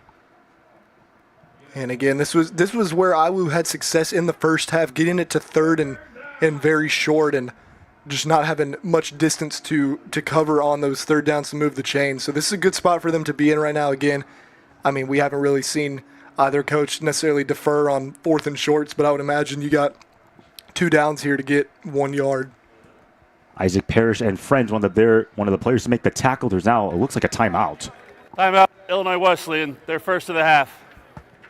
So now you got 3rd down and 1 from the 31-yard line. I'm assuming, I mean, given how both coaches have not been afraid to be aggressive, this is 4-down territory for Illinois Wesleyan. Yeah, definitely. And, you know, I would imagine this first play will likely be, you know, something on the ground or maybe another RPO. But you want to stay in these 3rd and shorts if you're IWU and just continue to have good opportunities to move the chains. The Thunder, again, they do pose a lot up front. I mean, Parrish, Kroger, Johannick, Downing in there, and Eller McClung. We've seen the Thunder send pressure a lot actually on 3rd down today, so it'll be interesting to see what Coach Schweider dials up defensively. And for Illinois Wesleyan, they've had players that have received CCIW recognition going back to September 23rd. Dermot Smythe won the CCIW Offensive Player of the Week after his impressive performance against Elmhurst. Zach McNeese won Defensive Player of the Week on September 30th after his impressive performance against Carthage. Of course, Jahari Scott also won Special Teams Player of the Week after his impressive performance against WashU, making it the first time Illinois Wesleyan has received awards for 3 straight weeks since 2017. Yeah, that's awesome. That's great for their program and for those players as well, just having great individual performances. And we've seen all 3 of those guys actually make, you know, big plays today for the Titans. So now 3rd down and 1, and they'll just hand it off right up the middle. It's going to be a first down for the Titans inside the 20-yard line. What a nice run that was, and it was Danny Kent. Yeah, they bring Scott in motion and great blocking up front, turning that line out, and Kent with a big hole to run through and gets ridden down at the 17. But great play call there out of the timeout by the Titans, and back into the red zone again where they are pretty deadly this season. Again, 82% in the red zone. And they've scored a touchdown every time they got into the red zone. That's also pretty surprising. Yeah. Miles Key, the one in motion for the Titans, now from the 17-yard line. And they'll just hand it off to Kent, looking for some space. Danny Kent, a pile of Thunder players there to make the tackle, and they'll rule the play dead. It looks like at the 15.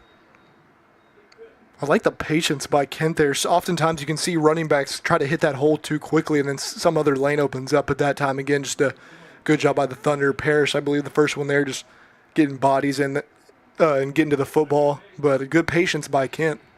And Illinois Wesleyan, they've needed other running backs to step up this season, given them that they lost Seth Albion, who had 543 rushing yards, which led the team. But they've gotten production, both Jahari Scott, Danny Kent, also don't forget, obviously, Dermot Smythe. Yeah, all 3 of them. Obviously, that includes the quarterback. Kevin Graham, also the tight end, second team all CCIW, was lost. Here's a quarterback sweep. Nowhere to go, though. I believe Luca Torti was able to get on Dermot Smythe before anything could happen. Good defense there, and they send Miles Key in motion again, looking to maybe get that orbit, and Johnny Eller goes with him, which usually for a quarterback tells you you're going to be keeping that football, and Wheaton ready up front for the quarterback counter to the other side. So now another crucial 3rd down situation for the Titans. It would be about a 31-yard field goal if they can't get anything here. I'd still think this is 4-down territory for them on this drive, you know, no matter what. Titans 4 of 8 on 3rd down so far in this ballgame.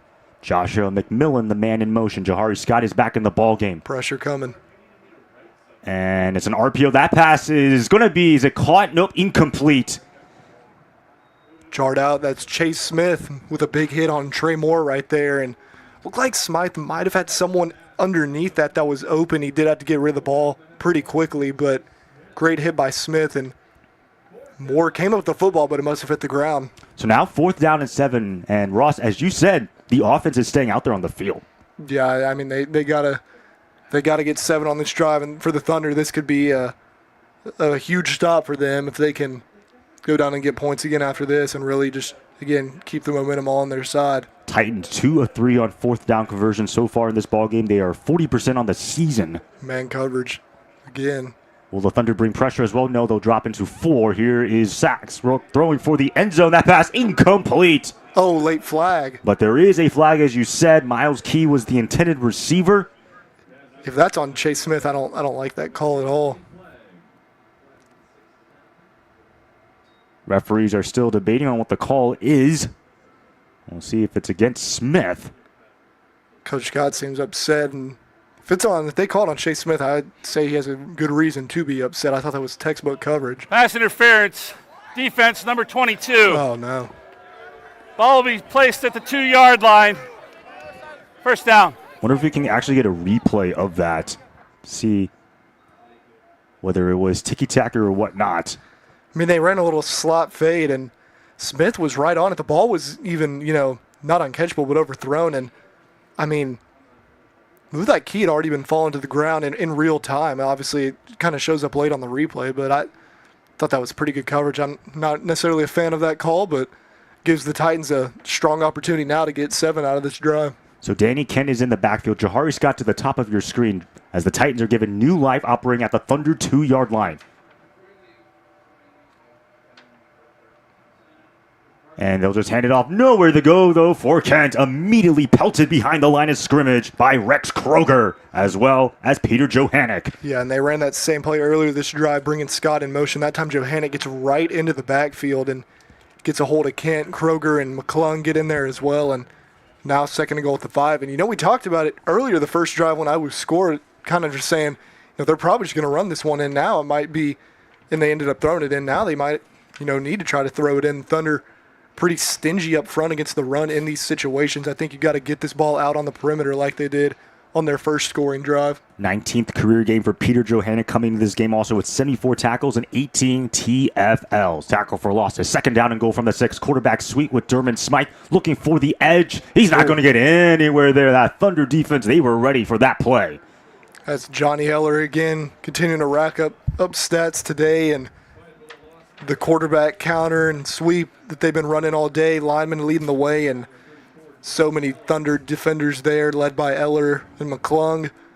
Makes it a tough 3rd and goal from about the 7.5-yard line. What a career game it has been for Johnny Eller. A career-high 11 tackles for him coming into this game with 101 tackles, by the way. Thunder typically play man coverage in these situations. It'll be interesting to see what they play here. Looks like Wilson's man up top for sure. So now 3rd down, they'll just throw it. And here is a pass wide open on the play. It's Jahari Scott for the touchdown, and the Titans quiet the Thunder fans. Excellent play right there. Good throw under pressure by Smythe. And, Illinois Wesleyan taking advantage of the penalty and keeping themselves in this ballgame. It's a great drive by their offense. And Scott, who started the whole thing with a long kickoff return, ends up getting the touchdown the end of the drive. So caps off essentially another long 10-play drive as you have Caden Youngie for the extra point.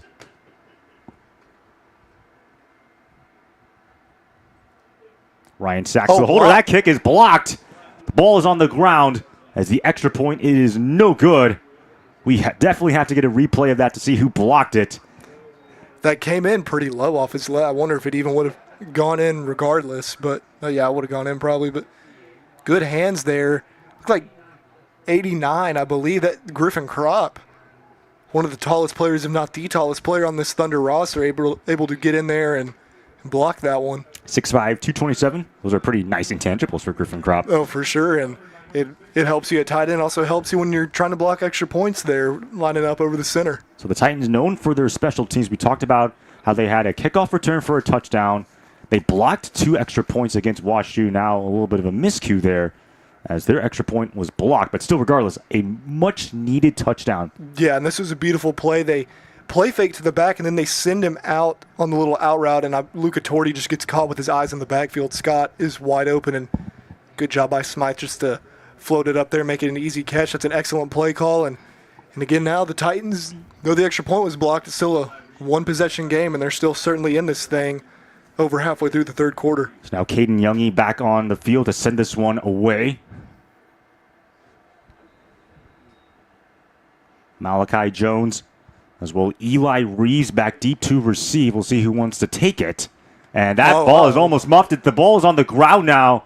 It's picked up by Jones. So once again, crisis averted for the Thunder. I believe it was Malachi Jones who was able to get one of the other returnmen. Yeah, and two freshmen back there, so stuff can always happen. But Reeves has been pretty good back there at return of the season, and now today has had a fumble and a muffed return there. And Thunder fortunate enough to get both of them back, but just kind of uncharacteristic for the young guy Reeves out there, who again had some big plays on special teams last week against North Central. Of course, a big reason why Wheaton able to score on that last drive. Giovanni Weeks now 10 carries, 75 yards, and 1 rushing touchdown. Of course, that big run last time out, an RPO, and the pass is going to be in stride. It's going to be Ben Bonga who's going to get that first down for the Thunder. It's excellent play call. Got the exact look that they wanted to, and Bonga wide open over the middle there, kind of juggled it, but they run that little bubble and slant behind it, and just an easy read for Mark Forcucci there. Sam Schott, Artis Benjamin leading the way with 5 tackles. Cole Prado, by the way, now has 6 with the updated stats. A fresh set of downs for the Thunder, and they'll give it to Giovanni Weeks right up the middle. There goes Weeks before being taken down by Prado. Seems like that running game has started to get going in the second half. Yep, and there he goes. Finally got a big explosive run last drive for Weeks and get him going downhill again. You see how quick he just hits the hole, and that time a huge lane for him to work with, and Prado just able to get him down there. But that's a great sign for the Thunder for this ground game to get going. So another fresh set of downs, back-to-back first down conversions for the Thunder. From the 49-yard line, here is Forcucci, sets up a screen with Bonga looking for some space. There goes Bonga. He's accelerating upfield. Woo! Ben Bonga, he will take it all the way to the crib. Touchdown, Thunder. 51 yards. That's a hat trick for Bonga. Turned on the Jets right there, showing some speed. And I know we'll see the replay after the kick, but just a little nothing throw, honestly, from Forcucci. That they're probably just thinking get a few yards out of this, bring up second and manageable, and Bonga turns it into something much more. How about that? The first game for Ben Bonga with 3 receiving touchdowns. As you mentioned, Ross, the hat trick for him.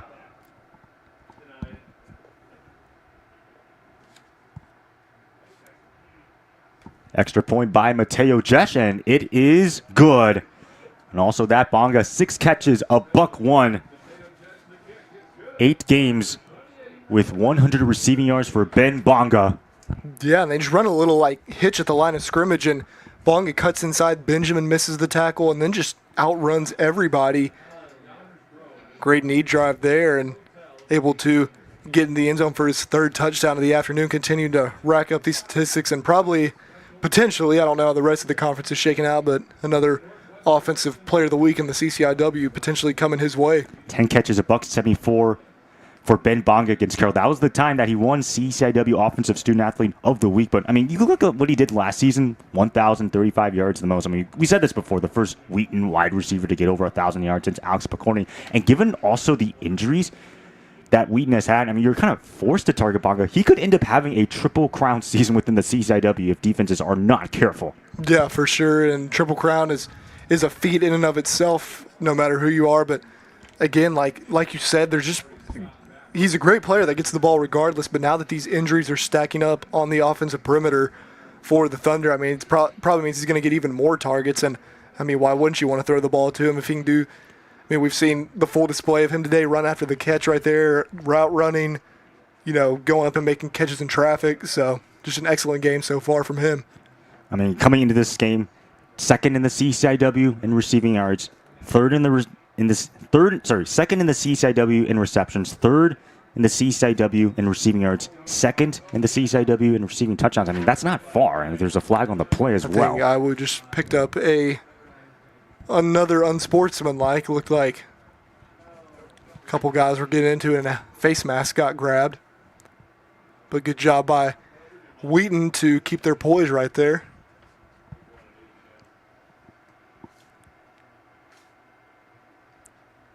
So we'll see what the flag is on the play.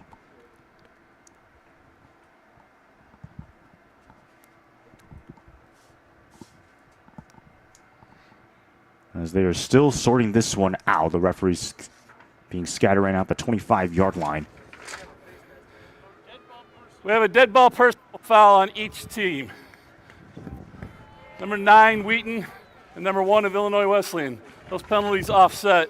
First down. So it goes against Zach Schlamer of Wheaton and then Darius McQuitter of Illinois Wesleyan. Saw that flag coming. Those guys were barking after the play, but offset, so no harm, no foul, I guess. The Titans now get the ball at the 25-yard line. Of course, their defense did not do them a favor. That's now back-to-back drives. Wheaton scored a touchdown. Titans going to have to keep up with the Thunder pace. Yeah, and it was honestly a good defensive battle in the first half. Now could potentially turn into a shootout if I was able to keep up the pace with the Thunder, but Wheaton's defense got them where they want them, starting at their own 25 here. Long field to work with. Illinois Wesleyan coming in with 159 yards so far, nearly through 3 quarters, and they'll just give it to Jahari Scott. And there goes Jahari Scott. He's got some space and a first down for the Titans. And even though Illinois Wesleyan's down by 15 points, you can still run your offense. Oh, yeah, for sure. I mean, everything's on the table right now, and you see it's a long developing counter right there so they can get those linemen around. And great block by Peyton Feldman that time, pulling around on the edge, and Scott just bursting through the hole for a quick first down to start the drive. Again, it's been mostly Dermond Smythe who's been running the football. 15 carries, 54 yards for him. Kent with 4 carries. Jahari Scott has 7 carries. So now from the 37-yard line, Scott's still in the ball game, and they'll just keep it with him, and he's not going to get anywhere there for the Thunder as he's pelted. Maybe a gain of 1, though. I think Owen Downing was the first one to get in there. Thunder front. Shutting down the inside that time. And McClung coming in there as well. Boy, McClung and Eller have had great days in the run game so far. And you mentioned Owen Downing. Coach Scott gives the 11th award, those who show the most hustle, those who are willing to play. With a lot of effort, Owen Downing got that award after their game against North Central. Impressive stuff. Randy Wojcik won it on offense, 2nd down and 9. They'll set up a screen now with Scott looking for some space. Jahari Scott before being pancaked at the 46-yard line. I believe it was Riley Schwartz one there to make the tackle. Get it to Scott any way they can this drive so far. Get him out on the little swing screen. We've seen them run that play multiple times now today. And good blocking on the perimeter by Jimmy Deasy, it looked like. And another good game for Scott. Bring up 3rd and short. So it's 3rd down and 1 from the 46-yard line. 90 seconds left to go before the end of the 3rd quarter. Thunder leading it by 15. A battle of 2-2 teams here at McCauley Stadium to keep any sort of postseason hopes alive. Watch for that quarterback sweep to the weak side here. Thunder showing blitz, and they will just run a quarterback's draw right up the middle. That's going to be a first down for Dermond Smythe. Almost Tony Romo'd it. But, no, that was a great run. Good play design there, and, they keep sending those 2 tight ends in motion pre-snap, trying to just shift the strength of the defense and sort of mess with their alignment defensively, and just easy pick up there for Smythe up the middle. And under a minute now left to play from the 49-yard line of the Titans. And now the clock does, continue to tick down at some point. I mean, there's still going to be 15 minutes and change to play, but at some point you are going to need to start hitting some explosives on offense for the Titans. They will fake it to Key. Here's a screen to the far side. That pass is going to be caught. Luca Torti, one of the first people there to make the tackle before bouncing it right to the 43-yard line, as that was Jimmy Deasy on the reception. Good job by Deasy getting upfield, and only really had one blocker out there in Elledge. That's a long way for an offensive lineman to get out and get blocks. He's kind of to pick up that gain by himself, but great effort to keep the legs turning, pick up a nice gain. Titans do not have to run a play as the play clock is well ahead of the game clock, and they will not. End of the 3rd quarter, Thunder lead it by 15, 28-13. It's the end of the 3rd quarter. And Ross, something that when I was prepping for this game, something that I observed is that you have two coaches, Coach Scott and then Coach Ash. One's relatively young and one's a relatively old coach who's been in the league for a while. I mean, Coach Ash, 38 seasons as a coach. I mean, that is pretty impressive. I mean, you look at what he's done: 9 CCIW championships, 6 NCAA playoffs. He's won Coach of the Year 6 times. He's also one of 2 Division III coaches with 200 wins. And he, as we said, 37 years as a head coach, which is the most across all of college football, including Division I, as Mac Brown of UNC has 35 years and Brian Kelly of LSU has 34 years. But also what's kind of interesting is you have 2 coaches who, again, one's young, one's old. What are some of the advantages of having a young coach, and what's some of the advantages of having a relatively experienced head coach? Yeah, I'll start with the young coach. I think, it's easier to kind of relate as college kids to a younger coach. Obviously, there is a position of authority there, so and as a coach, you have to maintain that. But I think it's easier for players to relate to their coaches when they're younger and have sort of, just a younger, more college-like culture. And then on the other side of it, an older coach like Coach Ash, I mean, he's got all the experience in the world as it pertains to football and Division III football, and he's seen about everything you can see in these 37 years. So it just gives him probably a strong leg up on a lot of opponents who don't have that on their coaching staffs. Here's a play fake, and now flushed out to his right is Smythe, and Smythe now going to take off and run, and he'll get up to the 45-yard line. But kind of going back to the contrast between coaches, Coach Scott in his 4th year, 30-9 overall. But again, 3 consecutive NCAA playoff appearances, 4 consecutive NCAA playoff appearances if you're also counting Coach Schweider's final year. As that last play was a first down. And again, I think one thing that can kind of can be a stereotype of older coaches, but I've not seen it today, is I think older coaches can be stereotyped into running, older systems and more, old-fashioned traditional plays. And Iowa seems to have, their scheme is very, very new, and, a lot of these RPOs like right there. And, Coach Ash showing that he's keeping up with the times in the game of football as well. Yeah, they faked it to Kent and try to go to Dacey on that play. Luca Torti in coverage, so now 2nd down. But you mentioned, you talked about more of a spread offense and really trying to maximize the player's strength. Of course, Durbin Smythe being a running quarterback.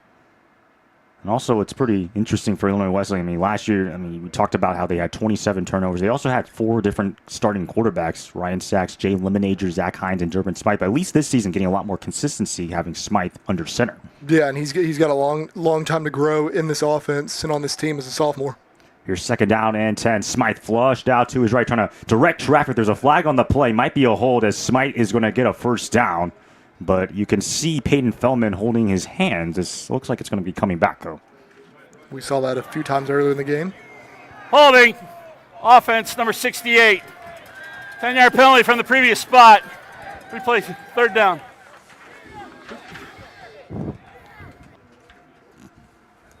Might have been Caleb Himes out there, number 58. I'm not sure if I see a number 68 out there on that offensive line. Yeah, right. There is no number 68 on the travel roster that we were provided. So regardless, 2nd down and long for the Titans, as now they're backed up in their own territory, albeit the 49-yard line. 2nd and 20 here. Not a fun spot to be in. And now with the way the clock has been ticking throughout this game, you sort of worry a little bit as the Titans about not getting points on this drive. I think you've got to get into the end zone. You don't have to go for 2 yet or anything, but I think you've got to get in the end zone on this drive. Titans with 193 yards of offense. Miles Key was the one in motion. They will bring some pressure. And there's a throw by Smythe downfield. That pass is going to be incomplete. And you had Caleb McClung, probably the closest one who could make a play. Yeah, I got pressure on Smythe late as well and couldn't get that ball where he wanted to. McClung is so good at taking those wheels out of the backfield. We've seen teams run that a lot on Wheaton this season, and the backers are typically pretty good at taking those backs out and running with them down the sideline. Now you got 3rd down and 20 for the Titans. If I'm the Titans, again, you can't really afford to punt the football here down 2 possessions with 13:46 left. I imagine they're going for it on 4th down here. You got to try to cut the distance in half right here if you can. Wheaton showing blitz. They will bring it. Here's Smythe throwing down the sideline. That pass contested. And is it caught? Is it also a pick is the question. Let's see on the replay, or sorry, the full screen. Now one ref signaling incomplete. There's also a flag on the play. A lot to sort out here. It looks like I thought Toffel maybe picked that one Personal off. foul, roughing the passer. Defense number 54, 15-yard penalty, automatic first down. Well, regardless, it's not going to matter because Illinois Wesleyan has a first down. Well, it was a heck of a play by Tofflon to undercut that, intended for more, and I guess we might never get to the bottom of who actually came down with that football, but unfortunate to get the penalty on Johannick there for the Thunder is that keeps IWU's drive alive, I guess. So yeah, they will move the sticks all the way into Wheaton territory.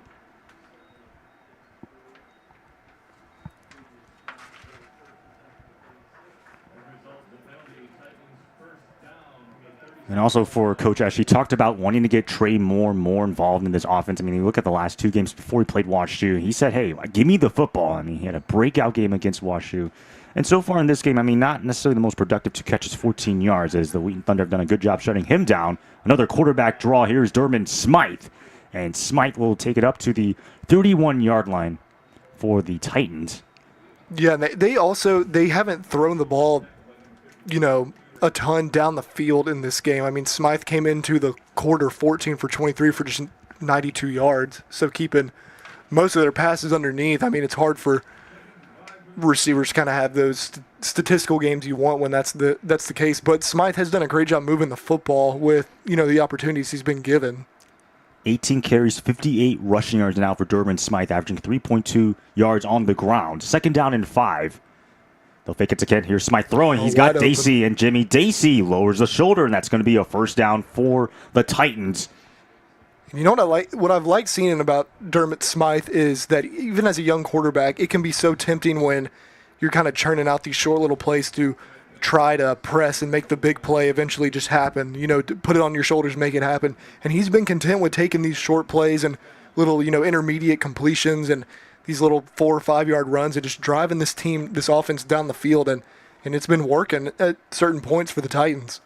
So now from the 18-yard line, 1st down and 10 for the Titans. Another long drive it's been, and they'll just hand it off to Danny Kent. He's going to look to throw for Miles Key. That pass incomplete. There's also a flag. I believe that's going to be pass interference. Yep. I saw Kent take the ball, and I could tell that he was not running with it. He was about to throw it, and that was just a tough spot for Max Wilson to be in. He ended up getting a pick on the play, but clearly pass interference. So we'll hear from our head referee, John Nash. They've had some stuff to sort out today, the officiating crew. Both teams combined for 10 penalties. Pass interference, defense number 12, 15-yard penalty, first down. As you said, against Max Wilson, so the drive once again stays alive because of a penalty. Yeah, and second 15-yard penalty of the drive for the Thunder defense is Kent wasn't able to get everything on that pass. That could have been a touchdown if he was able to put a little more zip on it, but he's obviously not asked to throw the ball, typically. I like the play design, though, trying to get a trick one into the end zone. By the way, going around the CCIW, Augustana leads Elmhurst 28-14. WashU leads Carthage 48-16. North Central up 56-7 over Milliken. And then Carroll leads 20-17 over North Park. For the Thunder, they face Carthage and WashU the next 2 weeks, so interesting to see that game, between those two teams play out, and Thunder will probably be able to get a good scout on both of them just from that one game. Especially WashU, that game is going to be kind of important for the Thunder, and also for the Bears as well. We'll get to that in a little bit regarding the Pool C bids. So 1st down and goal from the 3. Jahari Scott was the man in motion. They'll hand it off to him, and Scott looking for the end zone. He's in. Touchdown, Titans. Great cut upfield to the end zone, and going to be interesting to see if they chase points here or take the extra point. It looks like they're signaling that they're going to go for 2 now instead of later. And Ross, do you agree with Coach Esser's decision to try to chase points now? I don't like chasing points when you don't have to, but, I mean, if you can make it work and get the 2-point conversion here, then, go for it, I guess.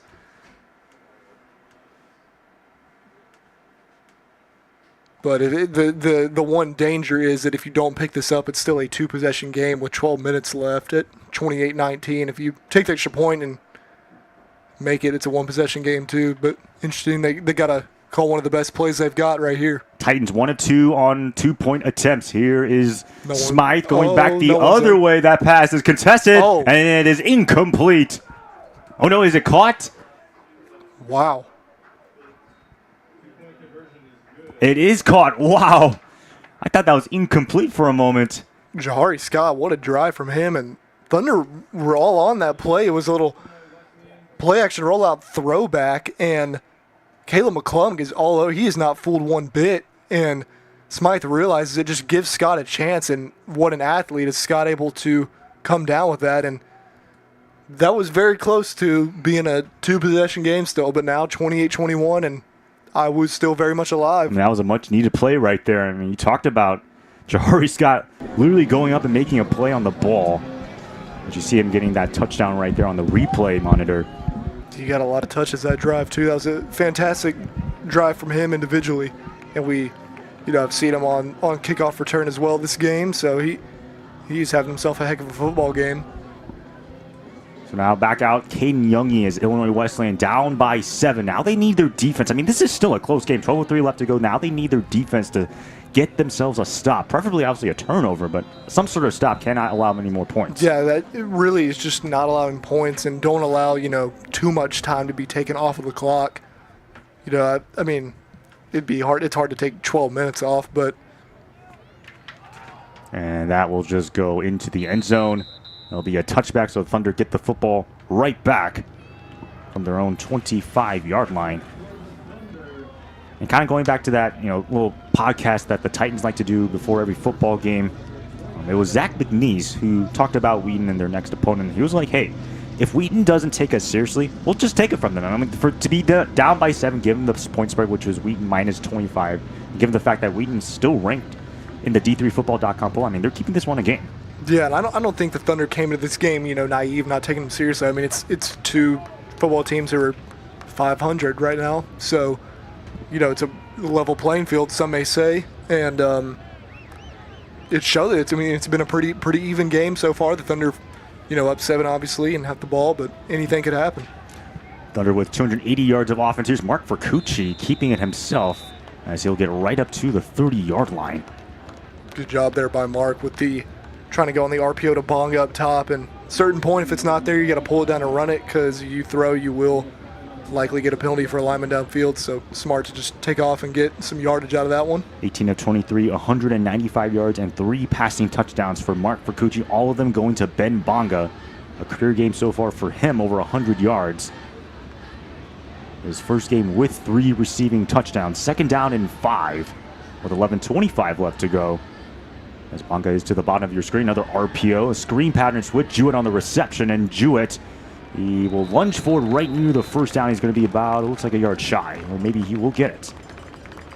Yeah, I thought he got it at the end there, reaching out, and a little RPO onto the flat to Jewett, another guy to touch the ball today, stepping up for the Thunder, and it's a good block outside from Reeves, and nice job by Jewett after the catch to make a man miss and show some fight and strain to get that first down. Second catch now for Jewett. Resets the chains at the 35-yard line.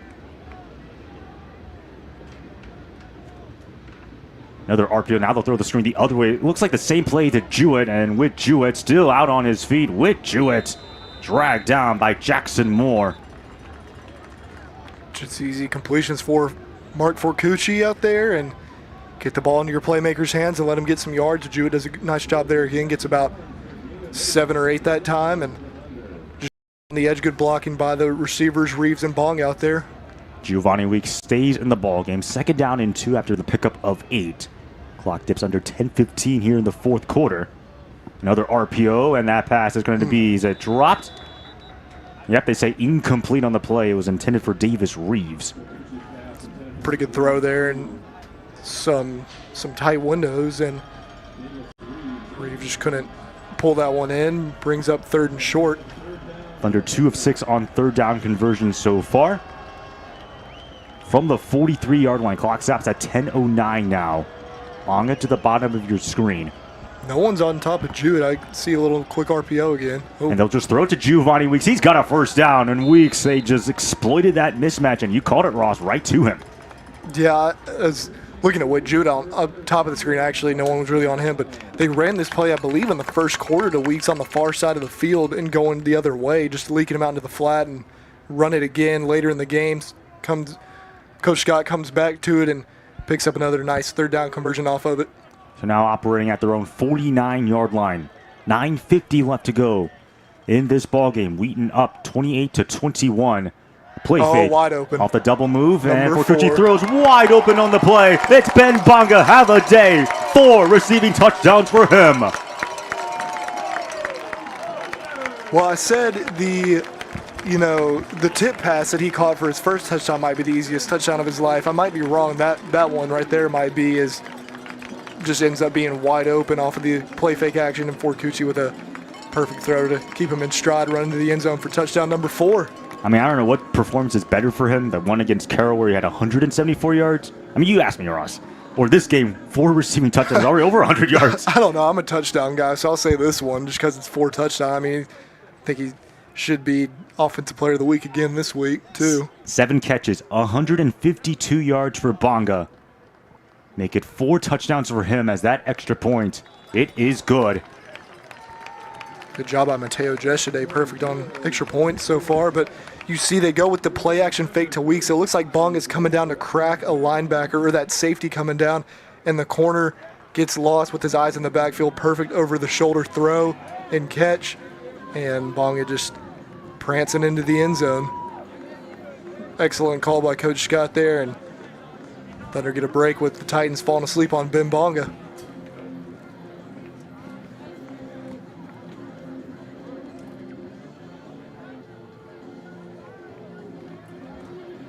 And for Coach Scott, he talked about his offensive line. I'm always interested to see what he says about his offensive line. And said, hey, they played generally well, but he talked about how during practice, they didn't have the best week of practice, and maybe there's a little bit of entitlement when you do wear that Wheaton jersey. But so far, I mean, keeping Fortucci fresh, I believe there's only 1 sack for Mark Fortucci, or 2 sacks for Mark Fortucci, but they've done a good job keeping him upright. Yeah, well, and this is a good defensive line they're going against. Hansen, Lavishek, Zach McNeese, obviously. That Iowa's got a perfectly capable front of making offense's life miserable, especially the quarterbacks, but Wheaton's done a good job protecting Mark today. Jahari Scott will take it off a couple of bounces looking for some space. Scott, the very dangerous return man. There's also a flag on the play as he's upended right near the 20-yard line. Now we'll see Illinois Wesleyan's offense come back out on the field. The question is, where will they start? Seems to be that most kickoff returns today, there's been a penalty. Seems to be a common theme in this game. Both teams now combined for 11 penalties. Is about to be the 12th. And it looks like Illinois Wesleyan's going backwards. So it's During on the them. return, illegal block in the back. Return team number 82. Half the distance to the goal. First down. It's against the receiver playing special teams, Christian Cloutier. So now Illinois Wesleyan starts from their own 5-yard line. Want to get another drive. They have to go down and get 7, and having to go 95 yards is not ideal with 9.5 minutes to play in this game.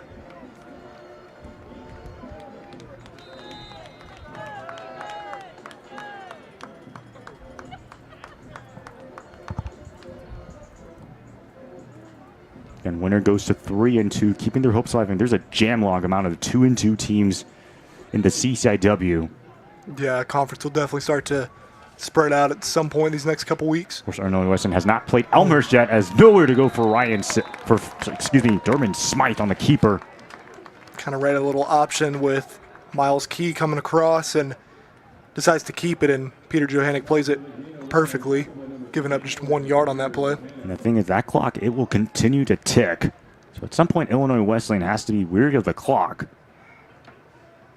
She's got 2nd down and 9 from the 6-yard line. Illinois Wesleyan with 215 yards of offense. 110 rushing yards, 105 passing yards. They'll set up another quick screen to the outside. That pass is going to be caught by Key. Miles Key will be brought down at the 10-yard line. And he is a little bit slow to get up as he's jogging to the sideline.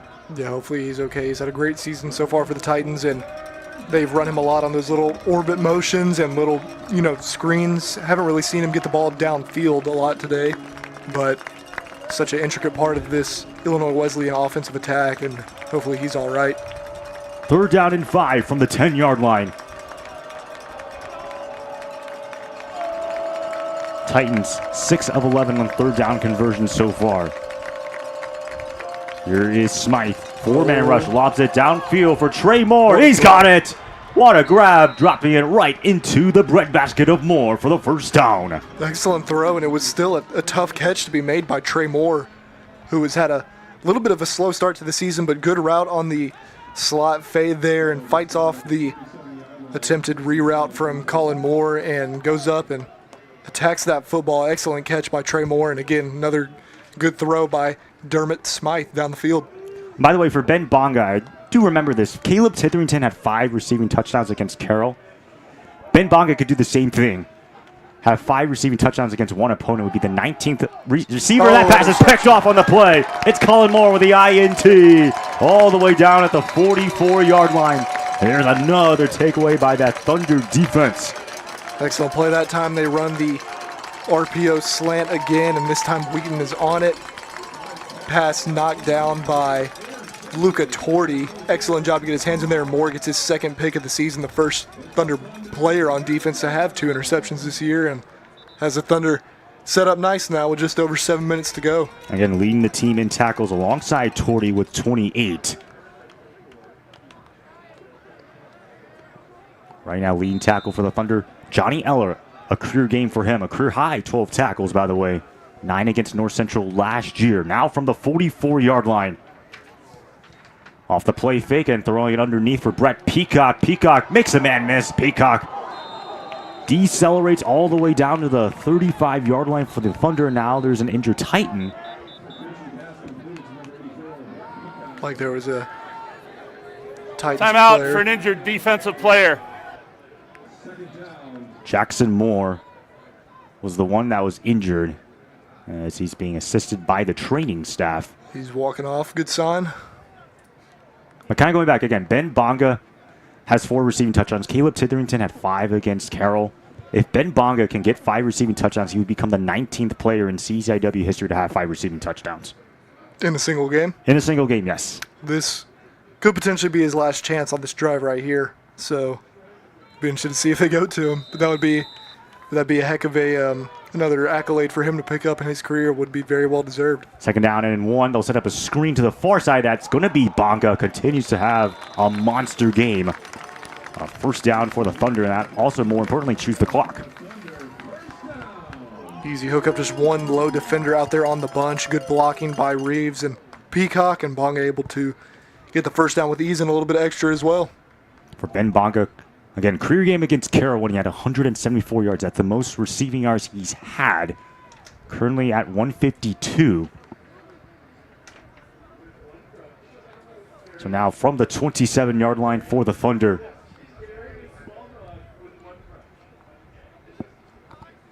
RPO, here's a throw that's tipped, and it's almost intercepted on the play. That could have been a huge game changer for the Titans. Great effort there, and trying to get the RPO, little glance in there to Peacock, who would have been open, and good job getting a hand on the football. Couldn't exactly tell who that was, but just a couple guys close. Looks like that was Cole Pradle and Nate Frank close to coming down with that one. I guess the only negative about that play is does stop the clock at 6:21 left to go. Thunder still up by 2 scores. Bonga is to the bottom of your screen.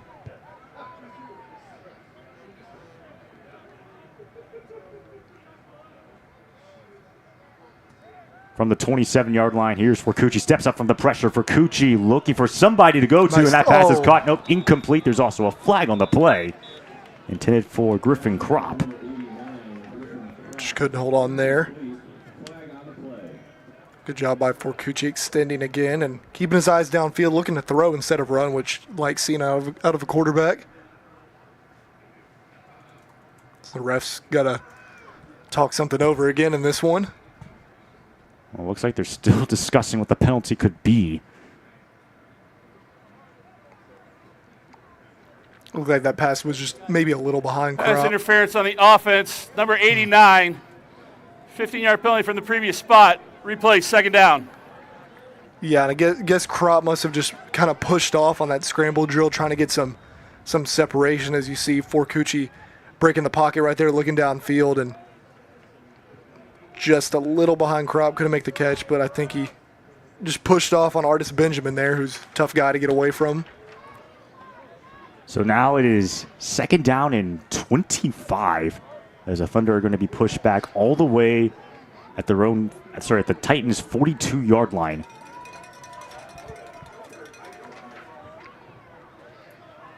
I wonder when clock management comes into play for both teams. Looks like the Thunder score, it's kind of over. Yeah, for sure. As they would be up by 3 possessions regardless of a field goal or a touchdown.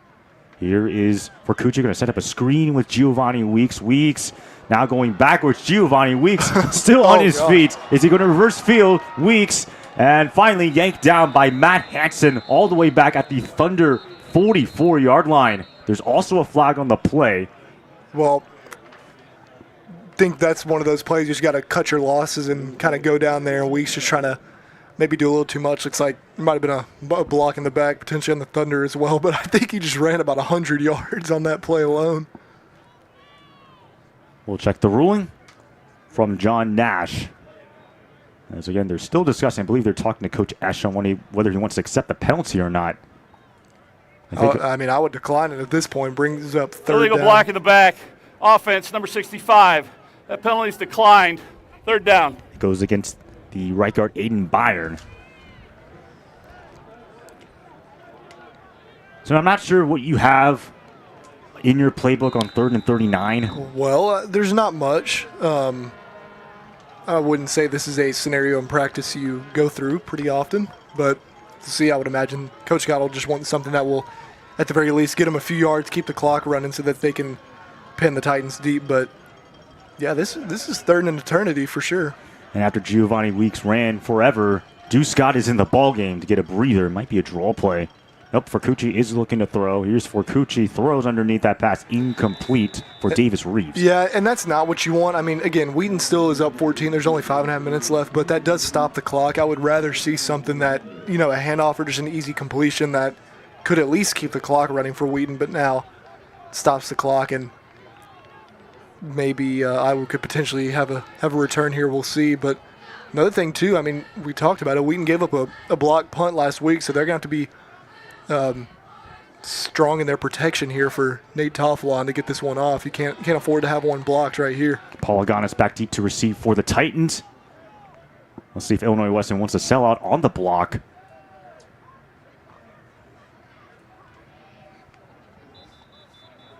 And now a stoppage of play. Let's see what it is. Delay of game. Offense, number 28. 5-yard penalty. Still fourth down. So that will not really change that much other than going backwards by 5 yards. Boy, and it gives the return a little more room to work with potentially. So now Marco Palaganas is standing at his own 20-yard line.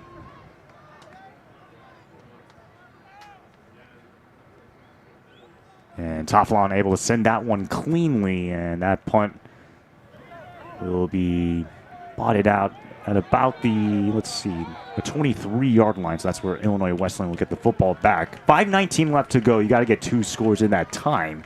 But again, they have 2 timeouts, still the 2-minute timeout to work with. So, essentially plenty of time. Yeah, it is plenty of time, but I guess the main thing is that the Titans have not had really many explosive plays today. So this is not really a point in the game where you can afford to have these, 12, 13 play, churn it out drives. You need something quicker than that. 2 touchdowns and 2 interceptions for Durbin Smythe. Of course, one coming from Peter Johannek, the other one coming from the safety Colin Moore. Now from the 23-yard line for the Titans. And they'll just hand it off to Danny Kent right up the middle. There goes Kent.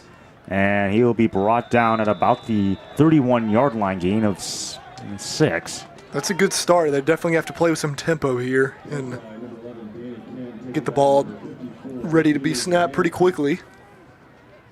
It was a gain of 8 on that last play. Second down and 2, under 5 minutes now left to go. They're going to set up a screen with Kent looking for some space. Danny Kent will go out of bounds.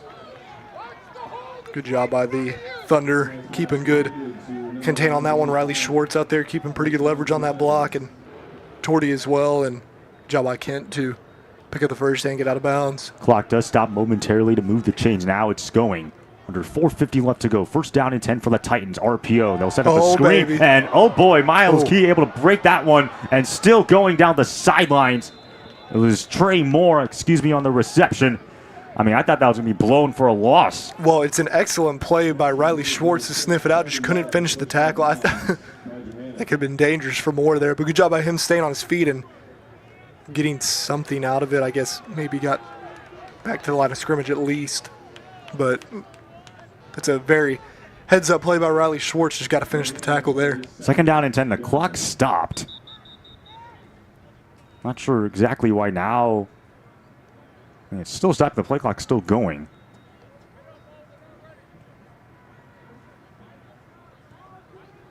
And now they run the clock, as I believe they're just trying to place the ball. So now second down and 10 from the 34-yard line. 4-man rush. Smythe flushed out to his right. Look out. Dermot Smythe is going to be blocked down on the play by Peter Johannick. Excellent play there by Johannick and letting them know about it afterwards, too. And looked like they were trying to go all verticals there and not enough time for Smythe, who just had to kind of take that one. That's a huge play for the Thunder. 4 sacks now for Peter Johannick on the season. 3rd in the CCIW. 3rd and 25 now for the Titans. Got to have it here on these next 2 downs.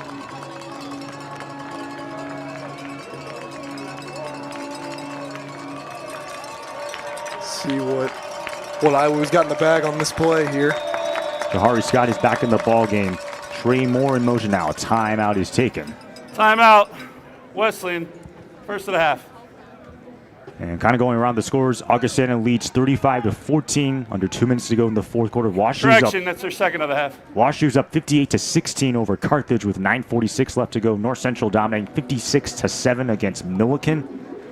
And then North Park leading 24-23 against Carroll.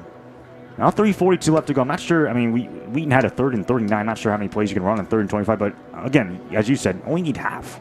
Yeah, you really just got to try to at least cut the distance in half here and make it a somewhat manageable 4th down. If you can somehow make a spectacular catch or, break a big one, then that would be great for the Titans. But I mean, it's a tough situation to be in, backed up.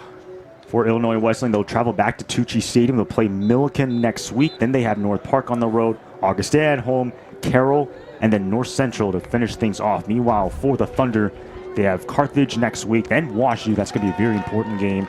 Elmhurst, Milliken, and then North Park to round out the CCIW. 3rd and 25 now for the Titans. Teddy Webster getting the crowd going again. Love to see it. Here is Smythe. Throws underneath. That pass is going to be caught well short of the first down, though. You're likely going to see a 4th down try, as that was Miles Key on the reception. Well, about 4th and 20 now or so. 4th and 19 maybe.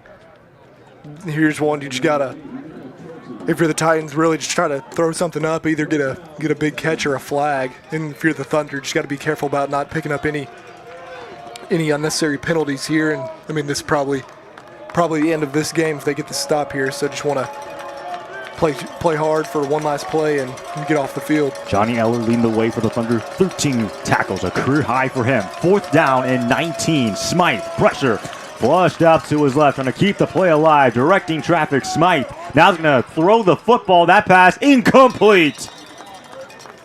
Turnover on downs, and the Thunder are going to get the football back. Yeah, that was probably it in this one. I know there's still 2:52 left, but good job by Smythe extending the play, and Thunder doing good job defensively on that scramble drill, and Smythe just trying to give his guys a chance, but it gets tough over there on that sideline with not much room to operate if you're a receiver. So now 2:52 left to go. I'm assuming for the Thunder now you want to play sort of a more clock management, try to run out this football, given how the Titans, they have 1 timeout plus the 2-minute timeout.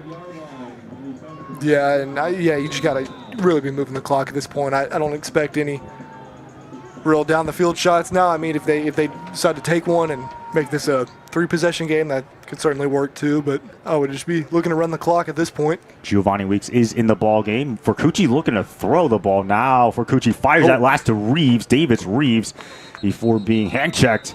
A short gain for him. As you had, I believe, Cole Prado there on the tackle. Had it defended pretty well, and then Mark does a good job just sticking with it, and Reeves staying open for him in the flats and staying in bounds there to pick up a few yards. Titans opting not to call timeout. There's about a 2-second differential between play clock and game clock.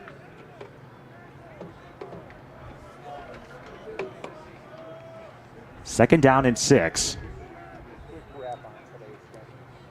And they will give it up the middle. Giovanni Weeks, he got a first down, runs into a ref. There goes Weeks, still going inside the 10. Weeks finally slammed down.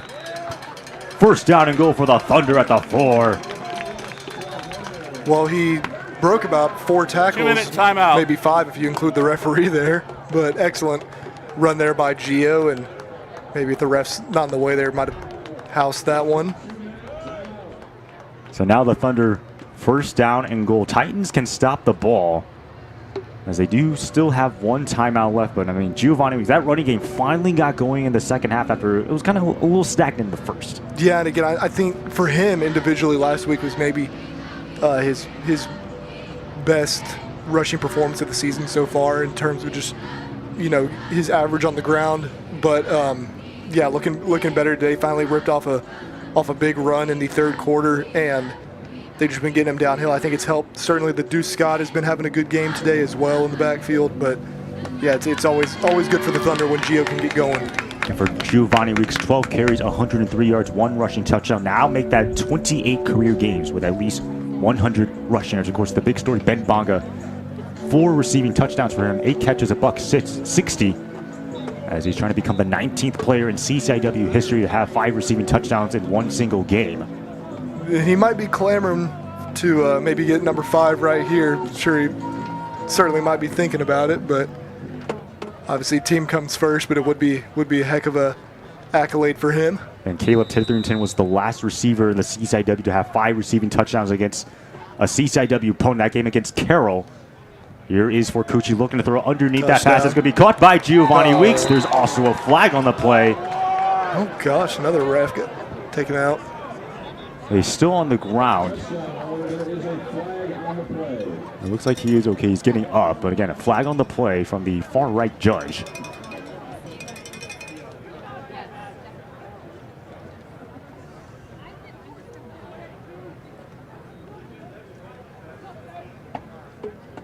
We're going to hopefully sort this one out. Blindside block, offense number 82. 15-yard penalty, replay first down. So it goes against Davis Reeves of the Thunder. Another very questionable call. Don't know about that one, but just getting a lot of misdirection, and I think it was maybe more so the finish of the block there from Reeves as he able to get the pancake there on a shot, but that is tough. You obviously want to protect the players and keep them from suffering any vicious hits. So I can understand where the officials are coming from on that one. Both teams combined for 15 penalties. Thunder have 9 compared to Illinois Wesleyan, who has 6. So now first down and 19. I'm assuming you want to. I mean, again, Titans still have 1 timeout. Yeah, I mean the Titans can't really stop the clock too much. I would just expect the Thunder to probably run the football here, but that's going to be unfortunate for them to not have another touchdown on the board unless they can get one here. Randy Wojcik was the one in motion. They'll just toss it to Giovanni Weeks looking for some space. Weeks, he goes out of bounds. That stops the clock. There's also another flag on the play. So, and again, another thing to sort out for our referees. Coach Scott's not going to like seeing this. Holding, offense number 32. 10-yard penalty from the spot of the foul.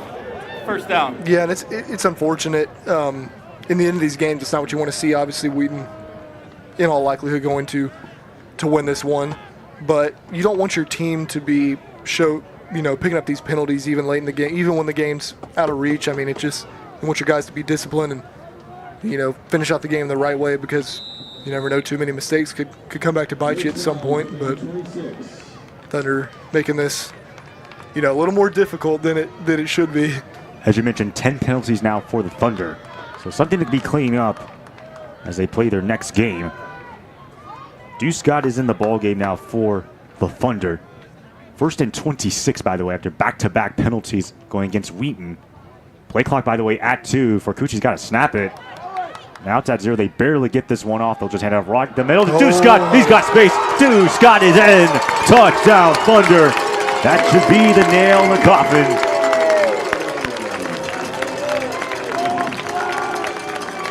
Excellent blocking there. Deuce Scott hits the hole hard and has had another good performance today for him.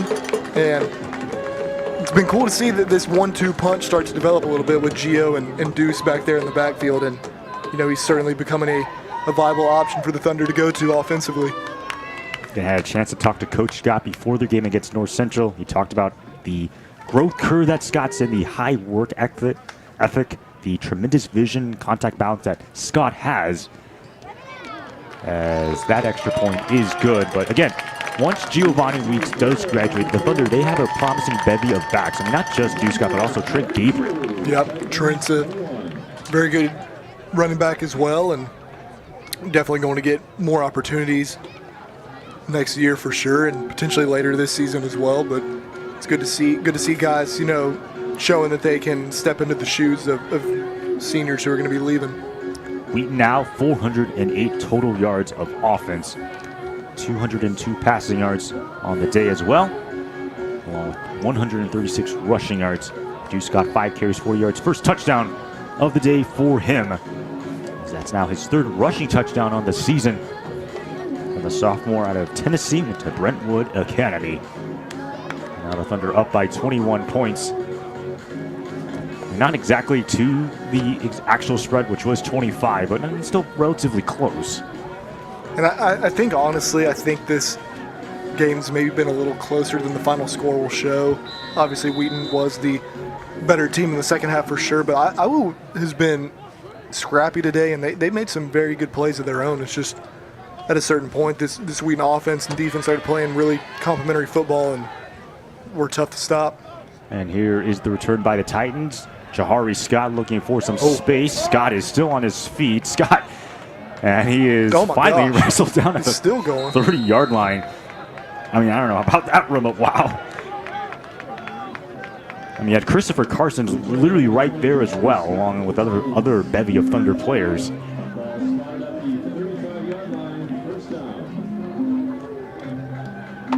Nate Tofflon was also trying to take him down.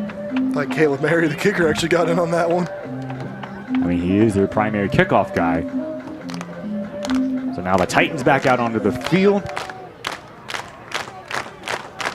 I believe the backup quarterback, if I'm not mistaken, is in the ball game. Is that Joseph Rummer for the Titans? Nope, no, Durham Smythe is still in the ball game, excuse me, as he passes out to Danny Kent. Man, we got another ref down. That's just not what you want. Little swing to Kent there, and good job on McClung, forced him out of bounds, but I think McClung fell into the official, and hopefully he's all right. And still checking out on him.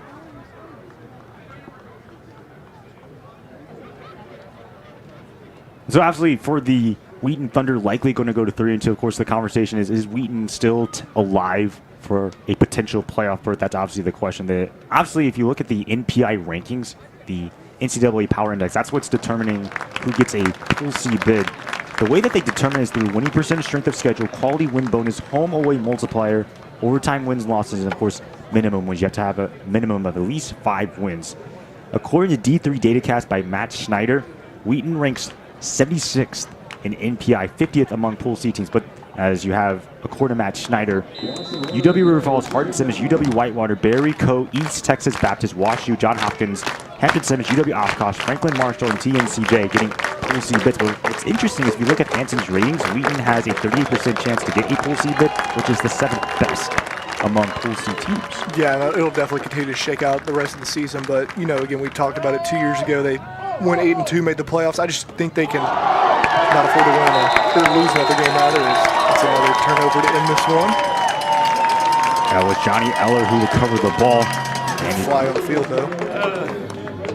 Holding, offense, number 50. That penalty's declined. First down. Danny Kent was the one who coughed it up. Good job by Nate Tofflon forcing that one out. Eller adding another statistic to his great performance this afternoon. So now the Thunder definitely, minute 16 left to go from winning their 3rd ball game of the season. You talk about the defense forcing those takeaways. 2 interceptions from Dermot Smythe, and now a forced fumble, 3 turnovers for Illinois Wesleyan. They had 4 against WashU. They had 4 turnovers against WashU, 7 combined turnovers in 2 games. That's not just going to get it done. Yeah, for sure. And Titans definitely fought hard today. They had some good moments and had some players that definitely put together some good individual performances, but the Thunder were a little too much today, and obviously the performance from Ben Bonga, especially getting four receiving touchdowns, was quite the day for him. And how about the return from Mark Vercucci, 26-34, 272 yards. You just talked about those 4 touchdowns, completing nearly 77% of his passes. That's just uber efficient. Yeah, very efficient from Mark, and he's been that way pretty much the whole season when he's been in the game so far. And, again, I think it's good for Wheaton going forward. Obviously, you don't know what the health will be like of Mark the rest of the season. Today obviously looked good, but it was good to see Xavier play well last week too, because it shows Coach Scott he's got 2 perfectly capable quarterbacks, and that's gotta feel good for him in case something were to happen with Mark again. But as long as he's out there, he's been playing good football this season. Thunder with a much-needed win to stay alive for a potential Pool C bid / Culver's Isthmus Bowl appearance. As Giovanni Weeks finishing the day, 106 rushing yards and a touchdown. Of course, Ben Bonga, 8 catches, $160, 3 receiving scores. Johnny Eller leading the way, 13 tackles. But don't forget Peter Johannick, 9 tackles for him, along with 2 tackle for losses. Luca Torti with 8. Ross, your final thoughts on this ballgame? Yeah, it was very close first half, and I think the turnovers were really the difference in this one. Wheaton obviously able to force 4, I believe, with that last one right there, and both teams were able to put some long drives together at a certain point. Wheaton just came out of the second half gates just looking very efficient and got that quick stop on defense and then a quick score to make it 21-7, and eventually weren't looking back anymore. But I think Bonga was the biggest playmaker on the field today on either side. Obviously, Johnny Eller played great for the Thunder defensively, and for Dermot Smythe, the Iowa quarterback, I think maybe might look worse statistically than it actually was, but I thought he played a pretty solid game overall. Wheaton's next 2 games are on the road, Carthage and then WashU, which could go a long way to determining whether the CCIW will have 1 team in the playoffs or potentially 2 teams. Also will determine potentially the Culver's Isthmus Bowl. Their next home game, Elmhurst, November 2nd. Well, alongside Ross Johnston, I'm Aiden Kong signing off on the Wheaton Thunder Sports Network.